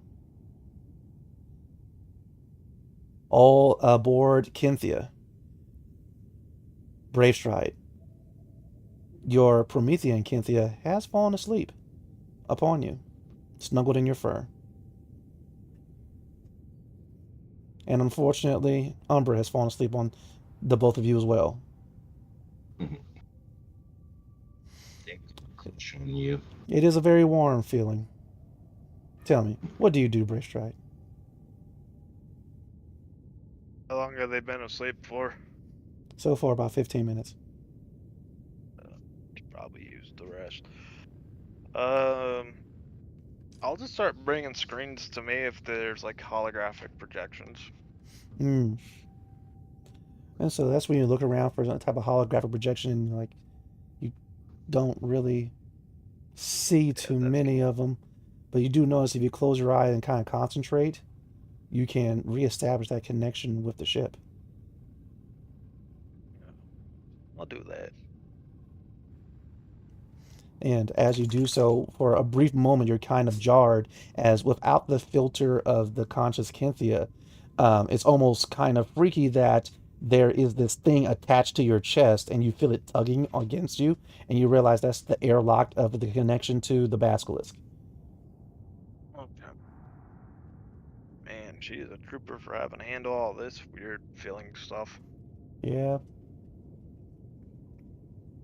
Um, You now also feel this lump in your side. Yeah, it does not feel good at all. He's pregnant. Forgetting it? and is it from the kitchen stuff? Yes, it is. You know, I'll break the connection and I'll do a stealth to see if I can keep them sleeping while I'm trying to. Sounds good. Go ahead, roll your stealth to see if you can slip out from underneath this dog pile. Well, Fazebee's pile. Well, this pile of people. Pile. Let's call it the pile. Beans pile. While that roll is coming out. Oh, never mind. What, a 22?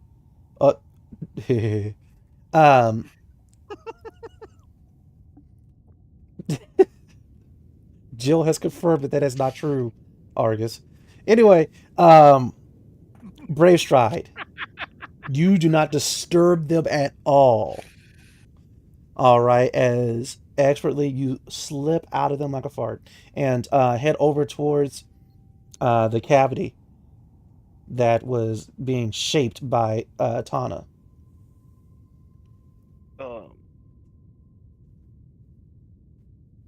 I'm gonna look at it through the lens of the emerald corestone. Ah. You do so, taking a moment to draw the emerald core stone and to see through its eyes. And you see areas of dark green where the pain and discomfort is felt. Though at the same time, through the core stone, you're able to mend this wound and return this cavity back to its original shape. That's what we'll do. Also, you do realize, just as with Umbra, if you do decide to connect this core stone to this bioship, it will enhance its power and capabilities. Mostly it will be stronger, tougher, and its beam weapon would be stronger. Oh, that will be something I'll discuss with her. After, do you need me to do a roll on the mending? No, that's fine. Alright. I'm gonna get a hold of. Actually, they're sleeping. I'm pretty sure with my connection between everything going on over there, I'm gonna go take a walk over to my Promethean buddy. All right. Well, you could do so in multiple ways. Even though his amber core stone doesn't really have a charge, you can still talk to him through the core stone. Or you could just physically walk over there. Or, since you're still connected to the bioship, you can tune into the frequency of the comms. This is something that I want to like. As much as I love technology, Mm-hmm. sometimes just having an in-person conversation is better. Sounds good. All right. It takes only a few moments before you catch up with Sacaricio, who is aboard the Basilisk. He's currently in the bridge and still going off that roll that you did before. You get there realizing that coming down coming past the airlock, you do see an approaching Jackson. But you've managed to get to the bridge first. So it's just you, Sacaricio, and the space turtle, as they're both eating ribs and looking over data. How's everything going? The ship, well, ship's probably better than it was before, to be perfectly honest. It's actually operational. You guys can fly it now. Freaking core stones. Yeah, I know, right? Yeah. But how are you doing? That one's a different matter. I've been going through some of this data here because the ship actually came into contact with my home system, and you remember the extent of damage on the Pellavaro and everything that has transpired there? Yeah, it's hard to forget. Yeah, well, that seems to be happening over in the Raythia system on my home planet. Sea spawn? All evidence points to it, at least just from rudimentary, preliminary stuff. Do you need help? I'm probably gonna have to end up going there, but they don't take kindly to outsiders. Even if I was to be sort of like the ambassador and allow all of you passage, they're, well, the polite term would be specious, but quite honestly, they're close to more like xenophobic. They do believe that they are the superior ones. Oh, there's a way. We'll find it. It's been a little over 10 years since I've been back, so not surprised things have changed, but this is far more drastic than I was expecting. Long time to be from home. Pretty important call to get. Well, home hasn't felt like home for years. It's the whole reason I left.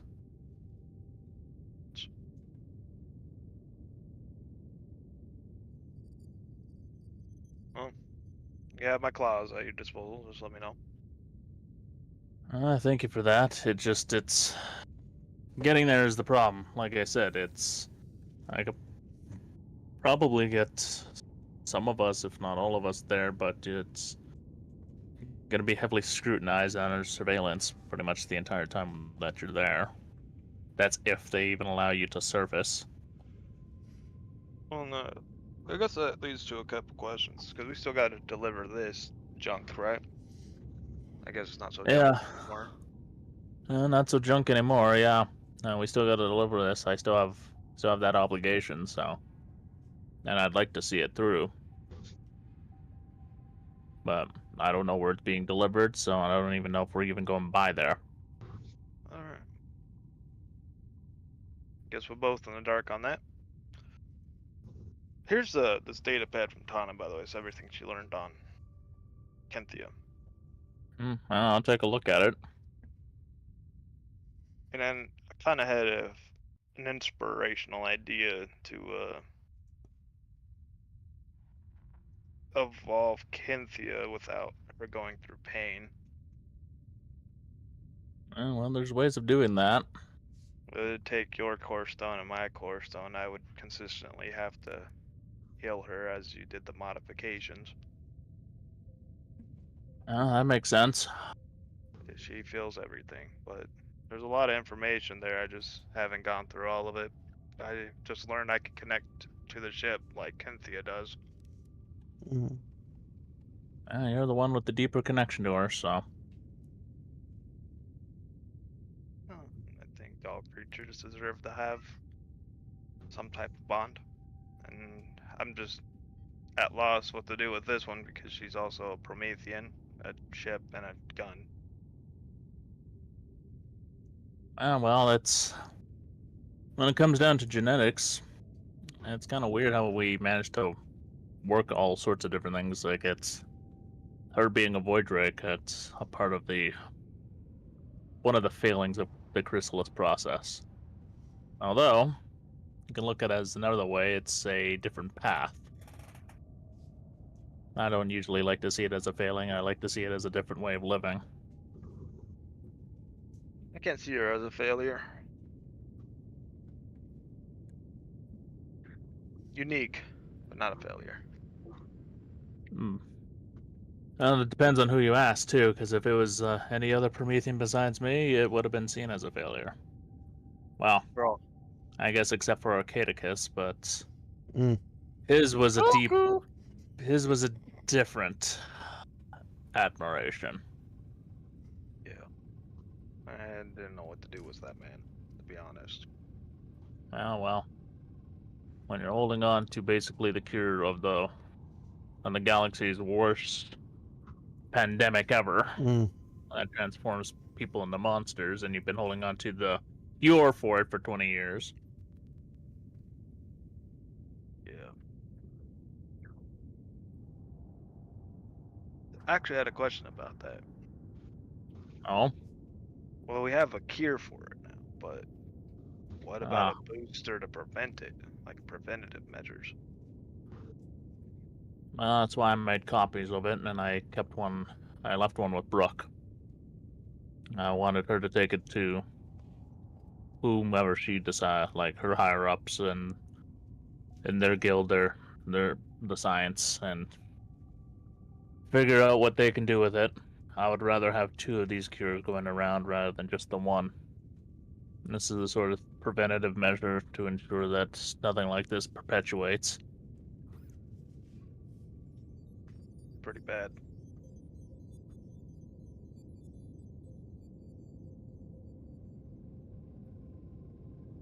Oh, So, yeah, we can come up with preventative measures to like booster shots and all that, like some sort of vaccine, but that's still can be a little bit ways out there, and it has to reach the right hands. that's the hard part. It's finding the right hands for it. Seems like Mhm. everyone has an agenda. Yep. And Now then the you can't greedy get more greedy. you can't let people live and let live. So true. Finally, the door slides open, and Jackson he comes in. He goes, "Oh, you're already here. Great. Saga, you mind getting me up to speed on the systems of this ship? Dad wants me to pilot it in." Well, everything's fully operational. It's pretty much good to go at a moment's notice. I can give you the Oh, quick rundown on the controls and all that. I'll transfer it all over to a language you'll understand. It's kind of all in lingo right now. oh, right, great. Hey, Brave Stride. Hey, So, how's it looking going good over in that there? armor. Over the Thanks. What about you, Wildcat? What's it like over there? on that ship, it's a new world, Uh, as Saga here put it. It's a new future. Man, can't wait to get over there. I mean, how does she handle? How are the controls? You know those VR headsets, and you're like in the game. Yeah. That's how you control her. Okay, Nova. Okay. Well, I'm sure you got it. And with that, he goes ahead and sits down in the pilot's in the helm chair, and he starts waiting for you, Sagaricia, to go ahead and translate everything into Silrain standard. Yep, I'll get that underway. It shouldn't actually take all that long, to be honest. It really shouldn't. So they'll be translated for him, and then I'll ensure all of the features on it are crystal clear, easy to understand. Mm-hmm. Right, and so as you're getting to work on that Brave Stride, do you do anything else I need to know about? Probably go after watching them do their thing for a little bit. Now they're getting deeper into their processes. I'll bow out without distracting them. Probably head back to that ship and mull over some of the stuff that we're going over. Go back over to which ship? My ship. Gotcha. Okay. We will talk about that in just a sec. Aura, you have finished eating some good grub, and you feel that strong desire to go into what the Terrans have called a food coma.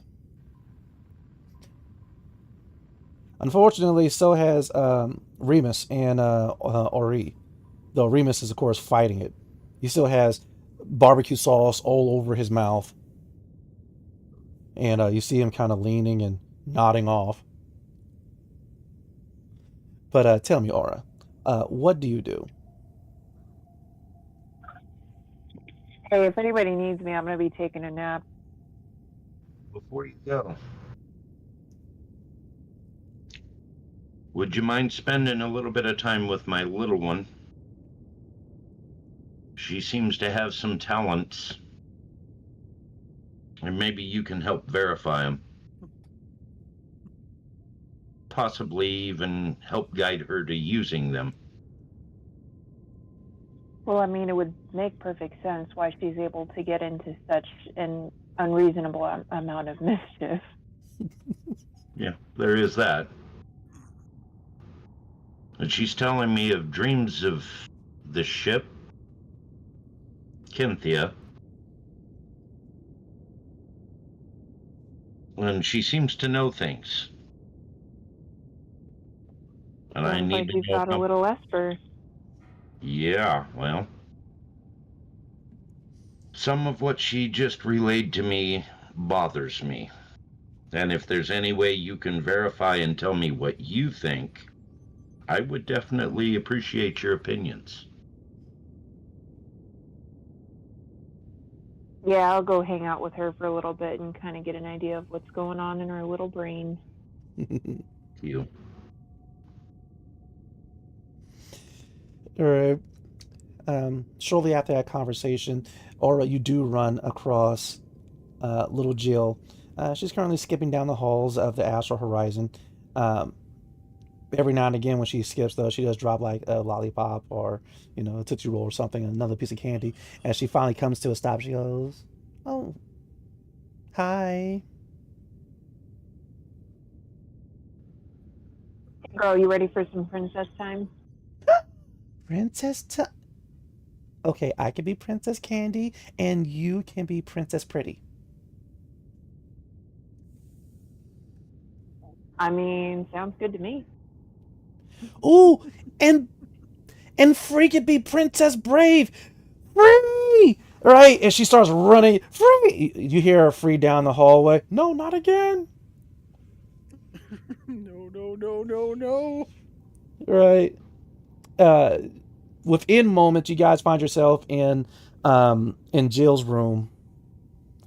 She managed to Sorium print the biggest, most intricate princess dresses. And so, Aura, are you going to play along? Oh, hell yeah. I want mine to be purple. Exactly. You have this huge purple frocked out dress, all right, with the veil, deep purple in color. Ori has one. Jill's wearing one. I'm living my dream right now. Right. Free. He's pissed off, but he has one. Finally, the door opens up. Remus, he comes in with wearing one. Your Grace, how do I look? Remus, you are absolutely ravishing. And with that, Jill is like, oh, see, I knew gold was his color. I designed it like his armor. And so, look at this. You're so pretty, Remus. He kind of blushes. Thank you, little Terran. Yes, okay, so we're going to sit down and we're going to have tea. And with that, I mean, you don't know where she has all this candy stored. But she pretty much comes through with a small cargo container just loaded with candy, and she puts it on the side of the table because the center of it has to have, of course, the teapot. Nothing in the teapot whatsoever, but she has all of the plates laid out, and she does have another container filled with cookies that she should not have. Yes. And so, Lady Princess Aura, how do you do? Would you like 2 lumps or 3 lumps? Lumps, as we discuss the state of our kingdoms. Yes, yes, yes. The state of the kingdom. We must discuss this. What do we discuss? Well, I think we should discuss the ways that we use our princess powers to make our kingdoms safer and more prosperous. Oh. Ooh. Ooh, I know. And with that, she gets up and she goes over to this large pile of various papers that she's drawn a crown on, and she comes back, like this princess right here. And it's a bit hard to interpret her drawing, but it's definitely trying to tell you a story. All right. Feel free to give me an intelligence or wisdom check, whatever is higher, to see if you could kind of decipher this picture that she's given you. Or any applicable skill that will make sense.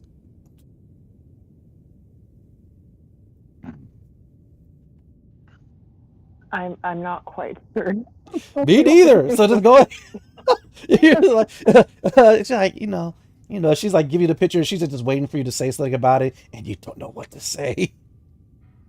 You look over Freeze like, I don't know. Do you think maybe lore? Yes, you could definitely use lore. Go ahead and make your lore check as you begin to peer into this picture. 19. Of course, you would get a 19 on this, and so you go ahead and you look into it, and you could definitely tell that the princess in this picture is an Eldori, blue skin, black hair, but she's wearing a black princess dress, and there are a lot of people in her kingdom from all the stick figures that are below her. But then she drew these red stick figures, and it looks like they're holding guns, that you could tell from the crown portrait that she has drawn here. And they're coming in from the bottom right of the picture. It looks like they're going to shoot all the people below this Eldori princess in black. So I think somebody's going to try to hurt our kingdom, but I don't know.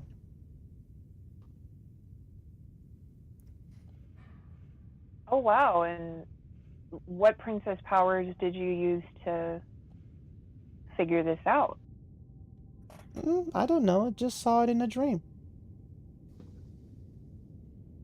Oh, and this. And she turns the picture over, and it's almost like balloon fingers, but it could be a fist.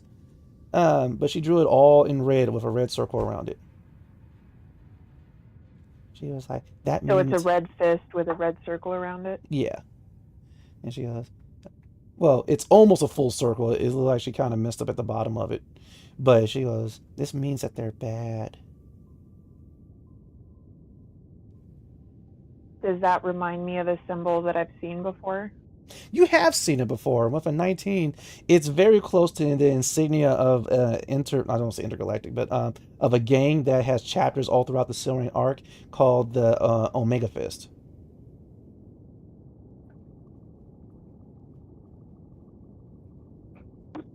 So, Jill, your princess powers are very strong. Do you only see these dreams while you're asleep, or do you sometimes see them when you're awake, too? Well, I dream when I'm asleep. I dream when I eat too much candy. I dream when I eat too many cookies. I dream when I'm coloring sometimes. And I dream when I'm taking a nap with Free. Well, Wow, it sounds like you dream a lot. What do you Mhm. do when dreams are really scary? well, I try to leave, but the dream won't let me till it finishes.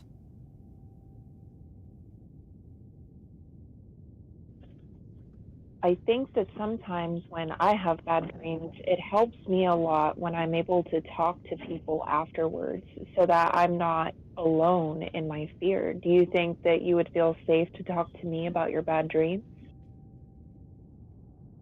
Okay, because you're a princess too, and you're a powerful princess. And so I could tell you because if something bad happens, then you can beat it up. Exactly. Us princesses got to stick together. Right, princess power. And she goes ahead and she grabs the scepters and she makes sure she hands one out to every single person. And she goes over to Free and Free's like, yeah, no, that one's mine. Okay. And with that, she goes ahead, she lifts it up. And this is the court of the powerful princesses. And she lifts up her scepter for all you guys to join. Here, here. Yeah. Here. And with that, she goes ahead and she pours the tea. And, she goes ahead and starts spreading out the cookies. And she takes the paper and she's getting ready to put it back with her pile. And then she stops. She goes, oh, well, you want to keep it? Would that be okay? Mm-hmm, mm-hmm.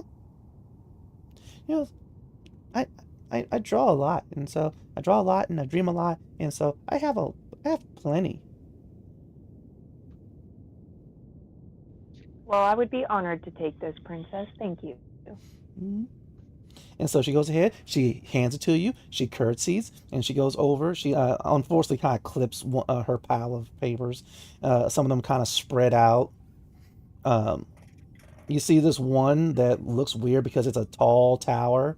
Like she drew it with a kind of silvery crown, and then you see one of there's actually a picture the of the princesses that you guys currently are, including Well, this Remus. makes this makes perfect sense why she chose the perfect colors for each of us. Exactly. Right. And she goes, "Oh, sorry." And she's like trying to pick them up real quick. And unfortunately, your eye does catch one more picture. And this picture, you're not exactly sure how to take it. Because it is obvious that it was her best attempt at drawing Remus. She has the gold armor. I mean, he has gold armor. He's not wearing his gold princess dress. He even has the sword. But on this picture,